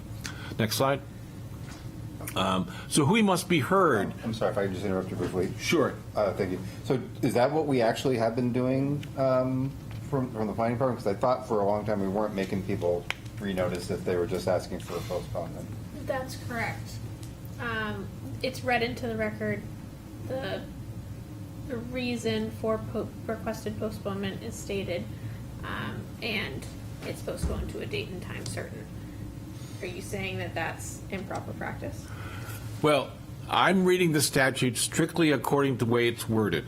And the way it's worded is you had to have had the public hearing opened, and you weren't able to complete the public hearing within the time allotted. And it's problematic to say you never opened the public hearing, and now we're going to grant a continuance without new notice being provided, because it wasn't opened and you didn't discontinue because of the lack of time to complete it that night. So I'm of the mind We have to go exactly by the words of the statute, and the statute doesn't say you can just postpone without opening the public hearing and not provide new notice. So I would, and there's some reason behind that, and there's a need to apply discipline to the people who are appearing in front of you. And again, this has happened in my board a number of times where the email comes in and they ask for the continuance. And what we've seen, and I've seen it a number of times, is a room full of abutters, and they're all really upset because now they're not going to be able to be heard, and they were there prepared to be heard that night. And I think necessarily communicating to the people who asked for this continuance is the consequence of asking for a last-minute continuance is you got to pay for new notice. So I think there's a little bit of, disciplining the process. So that's our approach. I'm not going to say it's per se wrong. I think if you go by the language of the statute, you have to question how you could continue if you never opened the public hearing. Now, I've seen some boards say, well, we'll just open the public hearing for the purpose of granting the continuance. Right. Right. Okay, I'm not a big believer in that, but theoretically, that's consistent with the statute. You opened the public hearing, but did you continue it because you ran out of time? Not really. I mean, in that instance, the petitioner's not going to be there, right? They've asked That's for a right. continuance, and usually your public hearing begins with the petitioner making a presentation. Precisely. So, I don't know. I guess lawyers do that probably more often than not. And I guess I'm trying to encourage that there's a way to perhaps use the statute in a way that disciplines the process and ensure you don't get the last minute cancellations and you don't have a room full of upset people because they really thought that it was going to happen that night. Yeah. So I think there's a little bit of policy goes into that, but I'm also bringing to this, what I think is a correct reading of the statute. And we can discuss this further perhaps after the training. I was going to say that once in a while people don't show up. I don't know that we see it as a pattern. But what we do have, if someone is coming with a big project and we only have 5 members there that night, they don't want to bet their whole project on 4 positive votes. And that's a little bit different. Now, that's a little bit different because you're saying to them, your burden of proof is more difficult, and as a matter of due process, will be flexibly allowing you to enlarge the period of time. And again, that's a little bit different. Now, you could argue that's a different category. Perhaps what I would lead up to is this is something you should think about addressing in your rules of procedure. That people know under what circumstances we might grant a continuance and not require a new notice as opposed to others. But I caution you, the statute doesn't say that those variables exist. It really only says you have to open the public hearing and you can't complete the public hearing that night. So I think that's just the reality you have to work within the language of the statute. Yes? The one thing I would raise is that in 674-33 sub 8, they added a new provision that says if you can't get to it and you can't agree on a time, you can dismiss with prejudice and they can always reapply. So it's effectively that you make them notice again. Well, that's true, but I think that new paragraph really is designed to create a safe harbor for the board that's not prepared to make a decision, thinks more information is necessary. The applicant's not prepared to give you that information, so you're not prepared to make a final decision, so you'd rather just say, we're going to deny without prejudice, and you can come back another day. And that protects you from them heading off to court saying you didn't comply with the 90-day time period, which I think judges and courts are going to be more likely to say, well, I see, this is different than the planning board. The planning board now has the 65-day rule where you used to go to the city council and ask for an extension. You can't do that. If you don't comply with the 65-day rule under the planning board statute, you can just march into the Superior Court and they're just going to sign the plan for you. That doesn't happen with the ZBA. The ZBA is a little bit different, but still, you don't want to bump up into the 90-day and not comply. So that's why I think the 90-day, the deny without prejudice is really only in that unique circumstance. When you're going to push past 90 days and you don't have what you need. Right, and you're going to push past it because, and this happens, you know, you've been asking for the applicant to get that new traffic study. They're not giving it to you. You really want to get it before you make the decision. They're not going to give it to you on time, and they're going to say, and I'm holding you to make a decision tonight. And then, under that circumstance, all right, fine, we're going to make a decision, deny without prejudice, and you can come back another day, which they may not want to do either. So they might say, well, okay, we'll give you some more time, and you make an agreement with them for an extension, a time extension. So there might be a little give and take in a situation like that. Okay, so who you have to hear from, you know, at a public hearing, you got to hear from abutters, holders of these conservation, preservation, or agricultural restrictions. You can hear from non-abutters, have to hear from non-abutters who can demonstrate they're directly affected. And I think, you know, the directly affected standard really should be based upon a number of things you would look into. You know, what's the proximity of their property to the subject property if they're not an abutter? What's the type of change proposed and how it might affect that adjacent nearby property, even though they're not abutters? The immediacy of the potential injury that they would claim, and the challenging party's participation. Those are standards that are used to decide whether you have standing, but I think it's also illustrative of whether or not a non-abutter would be entitled to be heard. The board may hear from others, but you're not required to. That's really a judgment call on your part, but any party also clearly has the right to have their representation by an agent, such as an engineer or an attorney at an appeal hearing. Next slide. So I think I've already covered this, non-abutters and their standing. It's the same concept, which I was just enunciated. You know, if you're trying to make a judgment of how many people you're going to hear from who have a right to be heard, I would take into account these factors that are used to judge whether a person has standing. Now, these are more commonly addressed when their standing to appeal is challenged in the Superior Court, but they're illustrative of, you know, what are the reasons why non-abutters, you know, would more likely be entitled to be heard. And again, I don't know how filled your room is. You know, my ZBA, we usually have just one or two people there who want to speak. But I've seen, like I said, at the City of Manchester, it was a room full of people, and they had to go through a lot of matters. So that's just something I think you could take into account in deciding who you're going to hear at a public hearing. Next slide. So what are you going to hear? What's the evidence you're going to get? You know, the main purpose of the ZBA is to hear from the applicant and hear from the abutters and those who have a direct interest at the outcome. And ultimately, your job is both to hear the testimony, receive the materials that are submitted by the applicant, perhaps, you know, opposing points of view presented by emails or other information submitted by those who are opposed to a project. And then you're going to apply these legal tests and decide the variance criteria and develop ultimately a record for court review. And that record is, you know, minutes and the staff reports and the application documents and other things that accompanied both what the applicant and the abutters have submitted to you. You have considerable discretion to choose between competing expert opinions. If to the extent you're getting expert opinions, I don't know how often you get that kind of thing.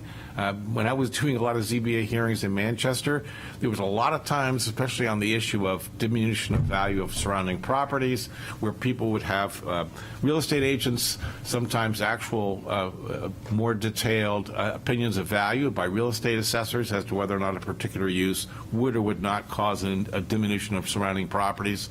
So you have every right to critically examine, you know, the person's standing, their bias, their qualifications, their methodology, but you also certainly take into account your personal knowledge of the area, which, by the way, I just wanted to mention that in RSA 673:14, the question came up before about to what extent your prior knowledge is suggestive of your, you know, you're having a foundation of knowledge that may prejudice you in some fashion in terms of decision making. The statute that Jonathan was referring to, 673:14, actually has a sentence Reasons for disqualification do not include exemption from service as a juror or knowledge of facts involved gained in the performance of the member's official duties. So we respect the fact that we want ZBA members who know their community, might be involved in their community, participate in local community groups, and recognize that that knowledge influences the ability of the ZBA member to be a more knowledgeable and insightful decision maker in questions such as presented to you through RSA 674-33. But the one thing that I always have to mention, if you have uncontradicted expert testimony that a certain use is not going to be causing a diminished value to surrounding properties or other such issues, it's hard to overcome that if that's the case in the particular fact pattern or presentation you receive. I'm sorry. Quick question, if I may, on your second highlighted area. So I thought there was a court case a few years ago that kind of reduced some of that considerable discretion regarding expert opinions. Seemed like 4 or 5 years ago, something along those lines. Kind of said that boards really need to listen to experts. So the Condos East case is the most well-known one, but this is probably about 15 years ago. So in Condos East versus the town of Conway, the issue, and this was a planning board matter, but it was similar. The planning board was deciding a subdivision project that was going to have one means of ingress and egress, and it was going to be a 50 or 60 unit project in the town of Conway. And the planning board was convinced, no matter what, that this project had to have a second means of egress. So they're going to have to build another access road, probably 500 feet of access road, and that's a considerable expense. So the facts turned out in that particular situation that the city engineer, the town engineer, town of Conway said, you don't need that second means of egress. The applicant's engineer also said, you don't need that second means of egress.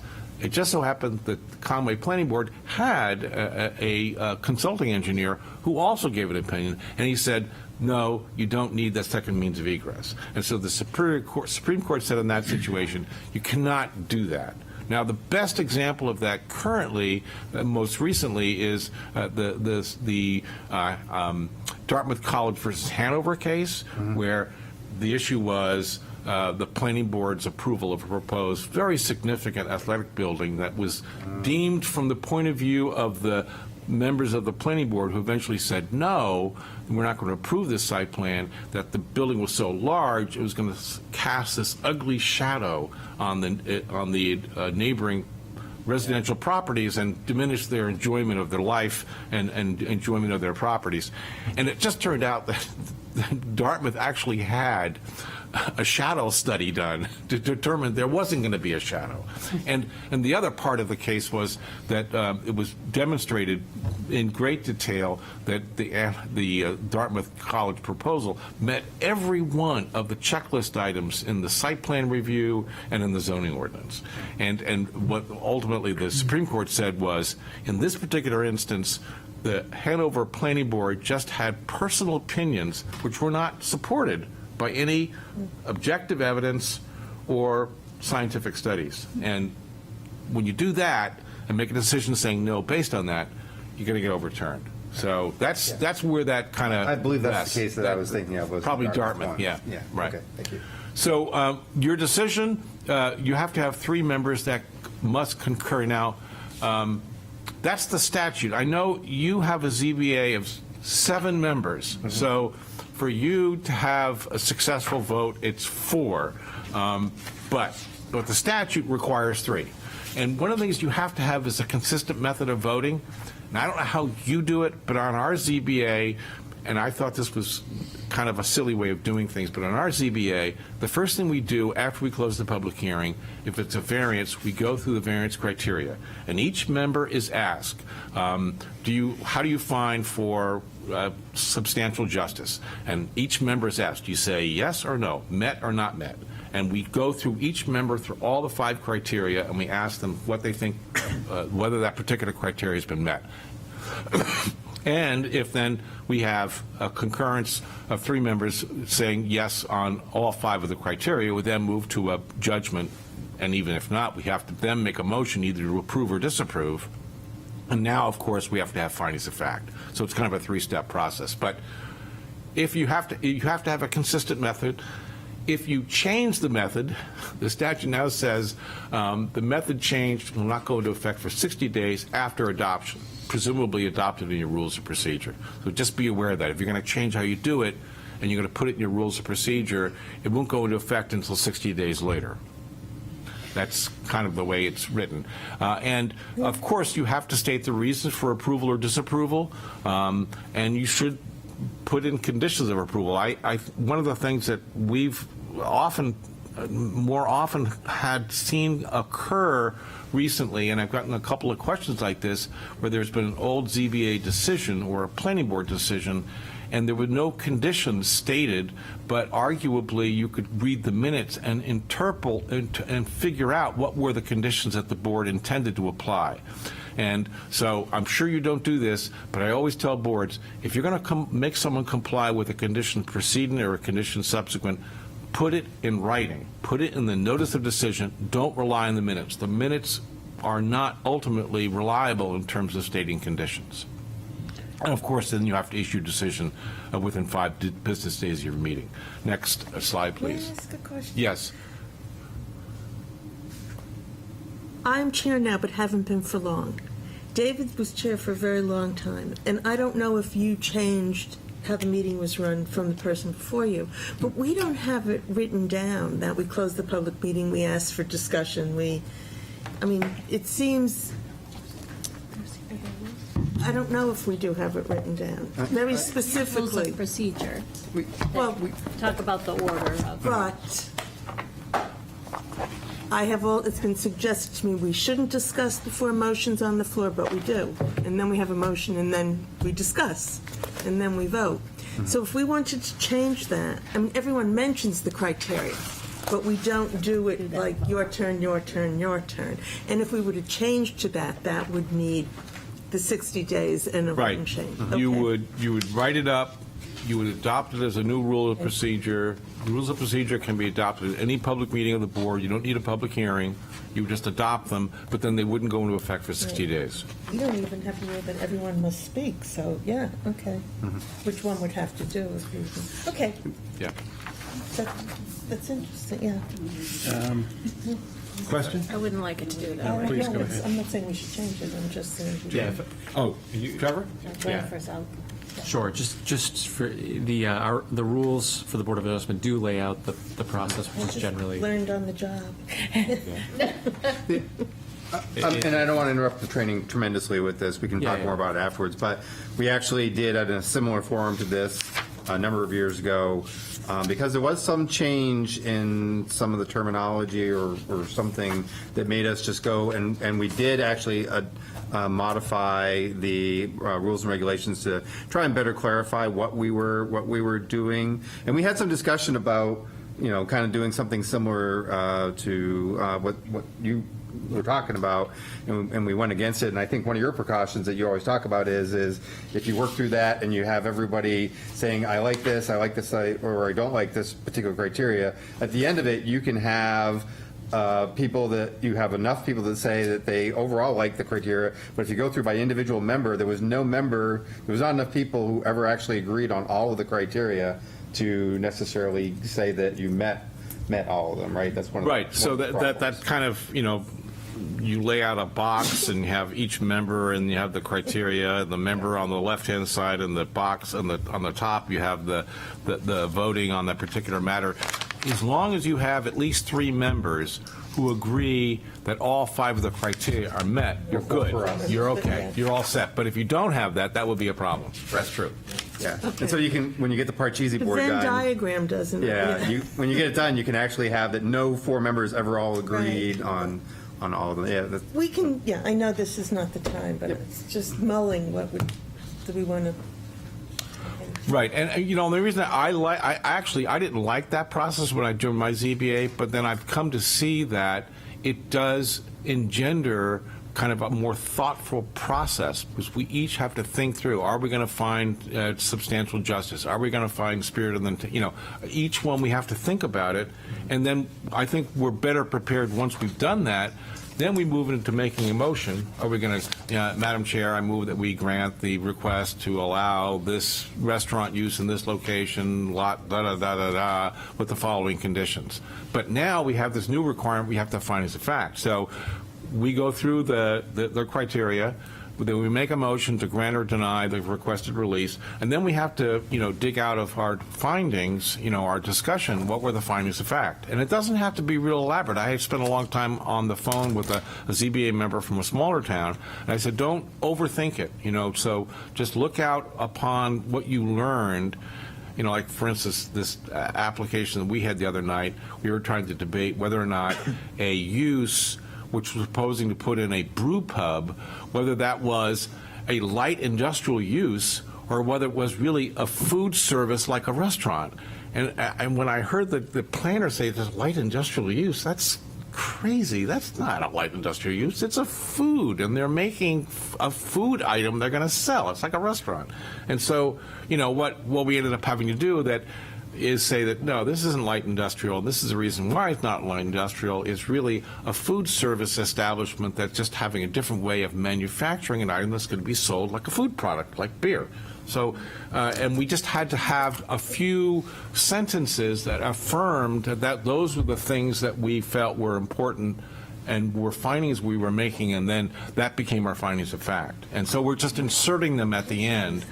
But I don't think it has to be, we have to have 25 findings of fact. Just enough to say that you've made some findings based on the record that this is a reason why this approval or disapproval is justified, which, by the way, it's much more critical if you're going to say no if you don't put in the findings of fact. Because if you don't put in the findings of fact, when you say no, it's grounds for automatic reversal. And that's So I more have of a an question issue. about that. It's been our practice that if we have, basically, with the finding of facts, when we turn down a application for a variance, if we find that any one of the criteria are not met, we focus on that and we remain silent oftentimes on the other 4 criteria. And is that what's intended, or must we detail out each and every criterion and, go through that whole laborious process? Well, the language actually is, the decision shall include specific written findings of fact that support the decision. And if the decision is primarily founded on this failure to satisfy that the use is not contrary to the public interest, so your finding of fact could legitimately be focused primarily on that and not touch on all the other criteria, because that's how you made your decision. So I think that would be allowable. You wouldn't then have to have a finding of fact for the other criteria, because that was really the foundation of your reason to say no. That was the reason why you concluded that had not satisfied that one of those 5 criteria. And it's not implied then that the other 4 were satisfied?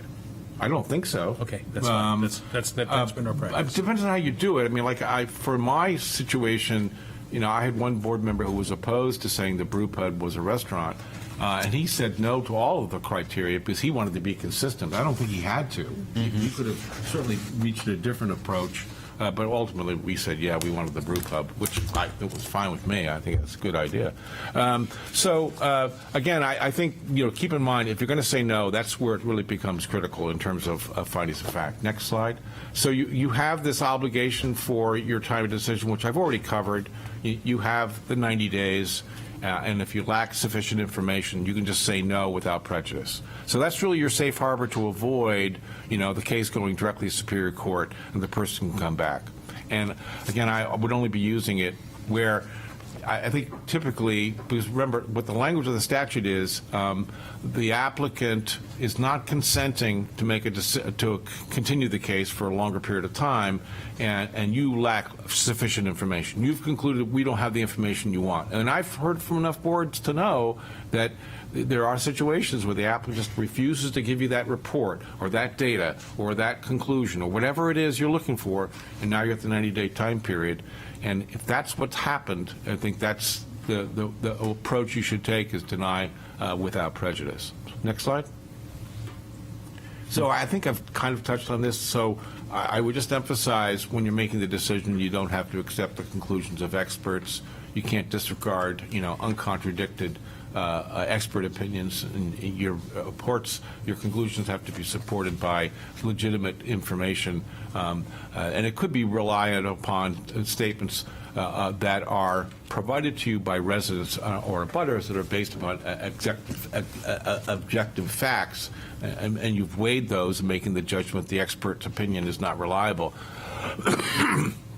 The Three Ponds Resort case down in Milton is really illustrative, because what happened there is there was a proposal to put in about 50% more campsites on a camp that was already on a lake, and to get access to that campsite where they were going to increase significantly the number of campsites, you had one road in, and there was concern amongst the board members that the road was insufficient to handle that additional traffic. And so what the board members were able to point out is that the applicant's expert traffic report was done in May, when there wasn't a lot of vacation traffic. And so they pointed out, you did the report at the wrong period of time, because the problem with traffic on that road is not in May, it's in August. And so that allowed the board, along with other direct information the board members had about how narrow the road was, and people park on the side of the road, and it creates traffic conflicts between people walking on the road and people driving on the road, that was enough for the board to conclude the expert opinion was not reliable. So just one way to understand your own direct testimony or direct evidence or testimony of others can justify a conclusion that the report is not reliable. I'm sorry, briefly, also, the board could ask for an independent expert opinion as well, right? You could, but in that situation, the board didn't do that, but that didn't prevent them from saying that the expert report was unreliable. One of the things that can occasionally come up for your board is you have the power to conclude a variance application is not necessary. And this actually happened in my board not too long ago, where a proposal was made. An applicant was told they had to apply for a frontage variance. When we got the application, we realized the frontage that they have, that you're telling them they have to have a frontage setback, is on the part of the property which is fronting on a private road, not a public road. And the setback requirement in our zoning ordinance says you have to have a setback from a public road of a certain amount. And so when we looked at the request critically, we realized you don't need a variance, and we're going to conclude that the variance is not necessary, the use is permitted. So that's inherently a contained concept within every variance application. Where we've had this come up and have had some debate about it on our board has been really with specific regard to pre-existing non-conforming uses. And I think there's still a lot of confusion on the board about some specific cases that we had before us, at least in my opinion, based on the discussions we had. One was for replacing a trailer in a trailer park that was a non-conforming pre-existing use. So I can reference specific cases that are in the past, right?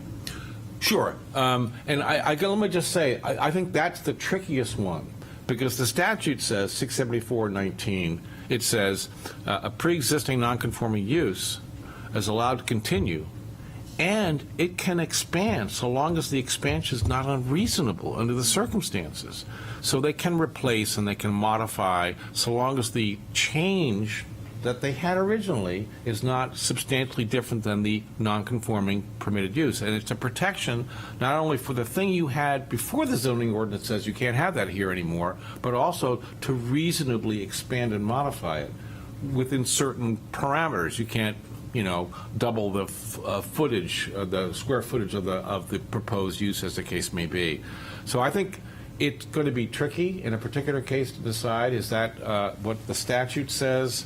I remember 674-19, the language there, which is going to supersede any local zoning requirement, but the zoning ordinance shall apply to any alteration of a building for a use or a purpose in a manner which is substantially different from the use for which it was put before alteration.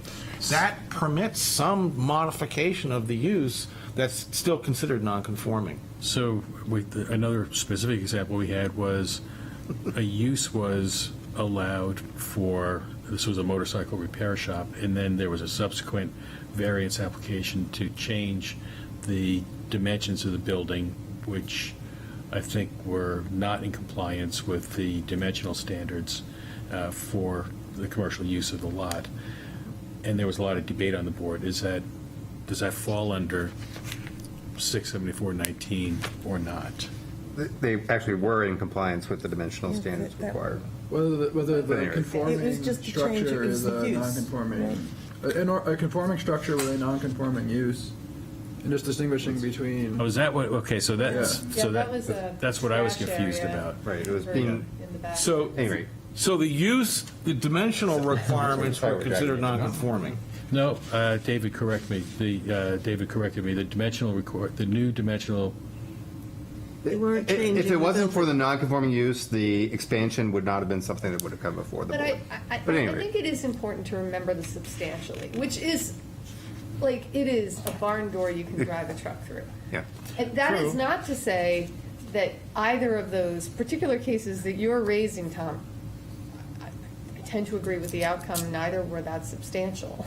But one could say, and I think Peter Britz was saying that on the trailer, an expansion of that use could, he was thinking of the domino effect. He was. And that would be substantial. Which we'll get to. Exactly, but I mean, so it's just interesting. well, I think those were two important cases, because in both those cases, in the board discussion, comments were made that kind of explicitly laid out a trail of breadcrumbs for future appeals on the basis of what we were deciding and whether or not 674-19 was applicable. So I really think it's important that we have some clarity about how we apply that standard. Well, I'm sure the learned counsel here will assist you with that process in the future. So let's go to the next slide. The Avonru Development versus Swansea case, I think the key thing I want to say about this is a situation where the town of Swansea was required to permit a 76-unit multifamily dwelling by special exception request. And there's a number of reasons which are described in the slide which are important to understand about the case. But the key one was the Superior Court concluded that ZBA erroneously relied upon public comments opposing the project and properly basing its decision on aesthetics and judging the project entirely by popularity. And that's a big issue. I've seen it many times in ZBA cases. There's a whole bunch of people who show up, they're all opposed, and they're all, saying, say no, say no, say no. And it's not intended to be a popularity contest. It's supposed to be an application of the regulations as applied. Now, in this particular instance, the key thing that really killed Swansea is that they didn't want to allow the multifamily dwelling by special exception. But the exact same use for a nursing home with the same number of dwelling units would have been allowed.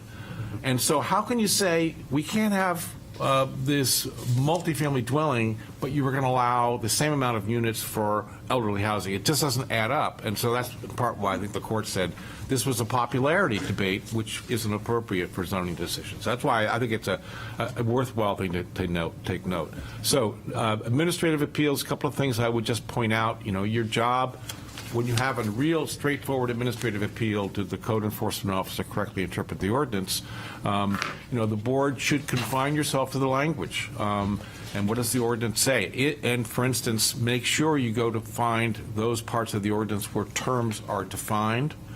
Doesn't always the case that all the terms are defined, but you really should, base your judgment as to the code enforcement officer interpret correctly based upon the plain and ordinary, unambiguous meaning. You really aren't supposed, you ultimately can decide, we think this means different than what the administrative official has decided, but, and to some degree, you should, you're not required to give deference to the administrative official, but at the same time, there is case law that talks about how if an administrative official has interpreted a zoning ordinance a certain way over numerous occasions, it tends to get what we call an administrative gloss, and that administrative gloss might, in fact, be binding on the community.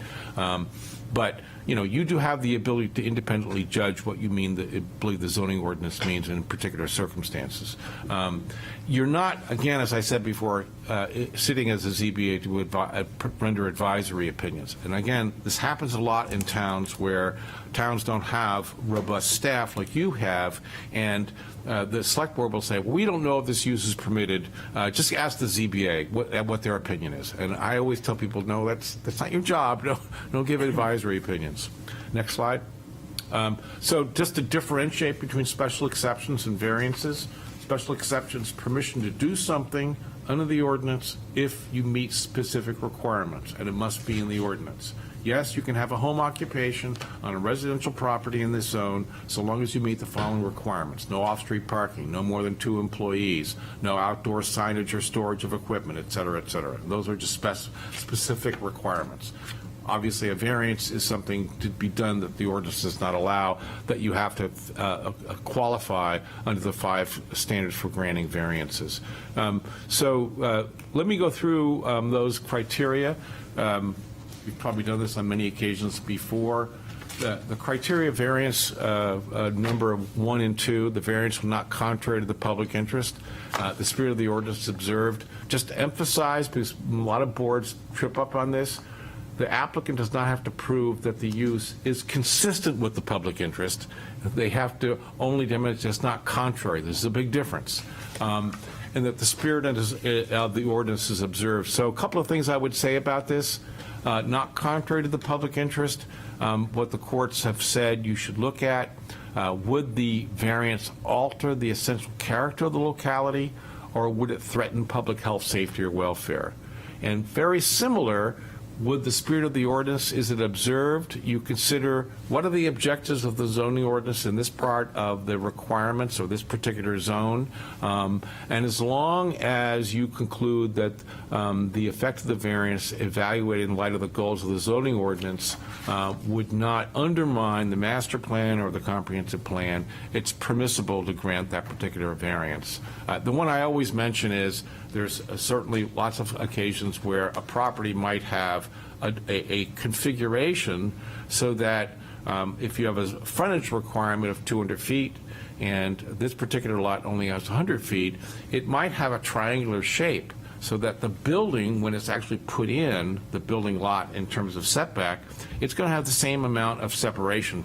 Frontage requirements typically create separation between uses on property. That's really what it's designed to do. So if you have that kind of configuration where you only have 100 feet, you're requiring 200 feet, but the setback is going to result in the building line for the building still having that degree of separation, you're not undermining the purpose of the ordinance to create visual separation between uses of land. Substantial justice is done. You know, the only thing to keep in mind here is the loss to the individual is not outweighed by gain to the general public as an injustice. So if you're putting so much of a burden on the individual without some general benefit to the public welfare, then it is an injustice, and the variance in this particular part of the criteria should be considered granted. The criteria for the value of surrounding properties will not be diminished. Next slide. You come to these hearings and everyone's going to say it's a pig in a poke or a skunk in a garden party, and it's going to be all the butters who are opposed to whatever the proposal is, and the applicant's going to say, I've got an opinion of value saying nothing will happen to these people's values, their property. You just have to reach a reasoned decision. And I think this is particularly where your knowledge of your community comes into play, and how you judge the merits of what people are saying. This is going to be the watershed detriment to the community, or it's not going to have that big of an impact. I would just be cautious in terms of how you get actual opinions, especially from real estate agents who give opinions of value, which I don't give a lot of weight to. But I've also seen hearings where someone comes in with a professional appraisal, and a real estate appraisal that does an opinion of value based upon looking at comparables, and that's a different set of facts. And usually, if you have something like that, that's a very reliable piece of evidence in terms of diminishment of surrounding properties. So I think this is where you spend most of your time. Little enforcement would be an unnecessary hardship. the beginning point is to touch on special conditions, and I've got a slide on special conditions, so we'll go over that in some detail. But once you've established that there are special conditions, you really are only in a position as an applicant to demonstrate that there's no fair and substantial reason why this particular requirement, as applied to me, is going to further the purposes of the ordinance. And as long as you can say, hey, this is not a big deal, the frontage variance, I'm not going to have an impact on adjacent properties because my setback is going to put the building as a degree of separation that would have been necessary even if I had 200 feet of frontage. So that's an easy one to conclude, and the proposed use is a use permitted under the zoning ordinance is a reasonable one. Now, the harder standard is when you get into, the unnecessary hardship would deem to exist if really, I think the second standard, where you're going to be having this strict conformance is denying a reasonable use of the property. That's only a situation where there really would be a taking. I can't use the property at all if you say no in this particular circumstance. I think the harder one to deal with is the issue with the next slide is special conditions. How do you make a judgment whether there are special conditions? Yes. On the previous slide, kind of related to the special conditions, but that distinguish it from other properties, do we have to stick to that criteria in terms of it being unique from the other properties as opposed to some other justification for hardship? I believe we've heard from, it was Walker v. Manchester, about it was actually similar to a bunch of other properties in the area that could all do the variance, that they already had the variance that this property didn't. So in that way, it didn't distinguish it from other properties. It was saying it was like the other properties. Well, right, and I think that I think the dissent by Judge, I think it was Judge Can, I can't remember, he pointed out there weren't special conditions that distinguished them from surrounding properties. They were all the same, and the similarities justified from his point of view, he would oppose the granting of the variance. So I think his dissent is pointing out what I think at the time special conditions were required. You need to have something unique about the property itself that justifies it to have then a finding there are special conditions such as the triangular organization of the lot. That's different than all the other parcels, which are more square, and therefore that is a special condition. But I think I would just, again, with regards to the next slide on special conditions, I think the key thing is the Harborside case that came out of the city of Portsmouth. In that particular instance, the hotel argued successfully the special conditions come from the existing condition of my property. I've got this large hotel, and if I'm limited to a sign of a certain dimension, you'll never see that sign. It will be, for all intents and purposes, invisible because of the dimensions and the layout of my building. I need a larger sign, and the special conditions come from the property itself. And by the way, of course, their opponents, which was probably in part why the case was decided in favor of Harborside, it was just another hotel. And that other hotel also felt that it wasn't necessary to have a larger sign because they suffered through having a smaller sign, if I'm not mistaking the underlying facts. So the Harborside case does tell us that the subject property itself can have the special conditions, and it could include the proposed use they want to put to the property. So I think, I'm not sure the Walker case is really instructive about special conditions. I think Harborside is a much better example, and that you can look to the property itself and say, these are special conditions. That particular proposed use itself is illustrative of the fact that this proposed use needs to have that larger sign in order to carry out the proposed use that they are already allowed to have. There was going to be a hotel. It was there. We just needed the larger sign in order to communicate to the public at large where we were. And it wouldn't work if we were stuck with the smaller sign. Which isn't necessarily, it's not that it's unique from other properties, but it's still justified as a hardship. It was unique as applied to that property. Yeah. So the special conditions also clearly can come from, there's a uniqueness of this property as compared to all the properties nearby, but it can also arise out of the conditions of the property itself. Okay. The other one that I think is often addressed in dealing with an application for a variance is it a self-created hardship.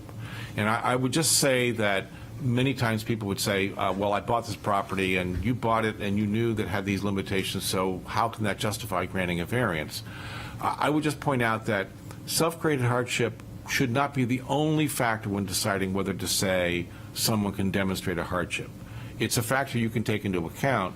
I suppose if someone just buys into a property which has just a history of not being able to be used appropriately under certain circumstances, it may be that that the buying into that was really such a poor decision that alone might be a reason to say you don't have a hardship. But the courts make clear that it shouldn't be the only factor when deciding appropriately whether or not a variance should be granted, that it's a self-created hardship, because hardship, even though self-created, could still be a reason why granting a variance. So just as you may be aware, variances run with the land. They are passed to the subsequent purchaser as an interest in land, and it's understand that the variance, when granted, is designed to protect the interest of the property, not necessarily the interest of the owner of the property, and it can be enjoyed in the future by subsequent owners because it attaches to the property, not just to the individual. Next slide. Special exceptions. One of the things that we often are asked, and I've seen this in a number of cases, can we grant a variance from a special exception requirement? So the statute and the way the language of the special exception, it's a use permitted based upon conditions set in the ordinance. And if they're met, then the special exception has to be granted. And it's not the equivalent of granting a non-conforming use. And the issue that I was just mentioning is on the next slide, which oftentimes comes up. Can we grant a variance from a term of the special exception? So you have 10 requirements for granting a special exception. They can't meet criteria number 8. Can we modify criteria number 8 to grant the special exception? And the answer is no. If they can't meet the requirements, and they haven't met the requirements, their remedy is to ask for a variance, not to seek a special exception. And continuing on, a special exception is also not personal to the applicant, and it cannot be just limited to the rights of the applicant that attaches to the property. It runs with the land, and it's the same benefit you are granted if you're granted a variance. Next slide. A couple of things that are going to important characteristics about making decisions is cumulative impact of permissible consideration. I'm not going to go through all the details of this case, but just to mention, the Supreme Court in this case did initially begin to recognize that if you've looked at a property and someone is asking for a variance in a particular set of circumstances, but you're aware that it's going to trigger the interest of the same request from a number of nearby properties, which would create a larger problem for the community, you can take that into account. And that's, next slide, similar to what the court in more detail recognized in Foley versus Enfield, where a proposed use on a narrow peninsula of land that jutted out into a sensitive environmental area lake, there was a proposal to put, a closer house to be built into the setbacks, a larger footprint, and it was recognized that if we grant this property owner, which is a common problem with lake properties, many of them were built as camps, and now they want to convert them to full-time uses and to have a full-time, full year, a 12-month property. You're going to have to put in the septic. You're going to have to put in much more improvement to the property. And if you have all of the homes that used to be camps now suddenly have, uses that are maintained all year long, you're going to create much more density and create much more problem for the adjacent sensitive lake area. And so the court recognized in Foley versus Enfield, we can look forward in the future that if we grant this variance, we might create other problems in the future, and that's a cumulative impact concern that is legitimate for ZBA decision making. So your variances will, and special exceptions will expire within 2 years from the date of final approval unless extended by local ordinance or by the Zoning Board of Adjustment for good cause. And good cause, by the way, is something that doesn't arise when they come into you for your special exception or variance, so there really isn't appropriate for them to say, oh, I know I'm only getting 2 years, can I have another 2 years? Can you give that to me right now? Theoretically, the need for the additional time only arises during the 2-year period that they've got right to exercise it. And I would just emphasize this provision to have variances be subject to a 2-year period only applied to variances that were granted on or after, or special exceptions, August of 2013. Although you can adopt an amendment to your zoning ordinance to terminate variances that were in existence prior to August 19, 2013, but there are standards you have to follow in doing that amendment. And then just mentioning about rehearings, so you've made a decision and someone is aggrieved by it and they have to file a motion for rehearing, has to be done within 30 days. You're going to have a meeting to discuss the motion for rehearing, and you're not going to hear from the applicant or the abutters or anyone. You're going to make your decision solely upon the piece of paper that they filed with you saying they believe the decision of the board was illegal or unreasonable. So you hold that meeting, you make that decision, and you could on your own, by the way, decide you want to rehear the case because you think you may have made a mistake, but ultimately it has to be based upon some mistake that they allege is evident in the record.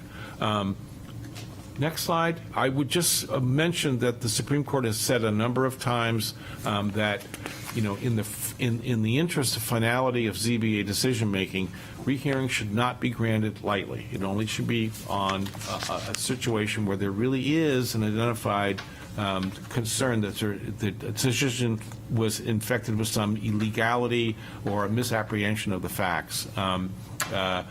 You know, again, if you feel that there's a need to make a technical correction of an error that you've discovered, you can do it on your own, grant a motion for rehearing. You don't have to wait for the applicant to ask for a motion for rehearing, or no better for that matter. If someone is going to say, I've got new evidence that supports overturning what you just did, it really should be something that came into existence after your public hearing. It's not an opportunity for a second bite at the apple. And beyond the rehearing, you know, people can appeal to the Superior Court or to the Housing Appeals Board if the application involves housing or housing development. And the key thing with regards to the appeals, whether it's Superior Court or in the Housing Appeals Board, it's the record. I can't tell you how many of these cases I've tried where, you know, it all comes down to a really, and I'm sure staff does this for you, a really nicely organized record. You got the minutes all paginated. You've got all the reports all in correct chronological order. You've got maps you can fold out. You put it all nice, neat package because you want the judge to be able to pull out and you can say, Judge, look at page 52. This is where the board had this evidence. Look at page 91, and you highlight it. And that's the magic of winning these cases, because again, the ZBA has no obligation to prove what you did was correct. They've got to prove what you did was illegal or unreasonable. And with that, we haven't gone over too far, only 19 minutes. I would mention this is a really good resource, the ZBA handbook. It's available for digital download. It's a really good set of materials that you might want to have at your side along with the planning and land use book. And I would just emphasize, you know, our contact information. We are here to give you assistance, to answer your questions. And I would just mention, if we give you an opinion in writing, we're going to send it to a copy of your attorney so they know that we're giving you those opinions. But we are here to give you that assistance and help you along the way in doing the job of being a ZBA member. And I should say, thank you for your service to your community. It's a great piece of work that you do, and it's a very valuable enterprise that you're in as a member of the Zoning Board of Adjustment. I want to thank you for coming tonight. It's been very helpful and also has created so many more questions, but thank you. Tom, did you get your question answered? I did. As well as, okay. Yeah. Then I guess I'll, looking for a motion to adjourn. So moved. Second? Second. We're done, thank you. Did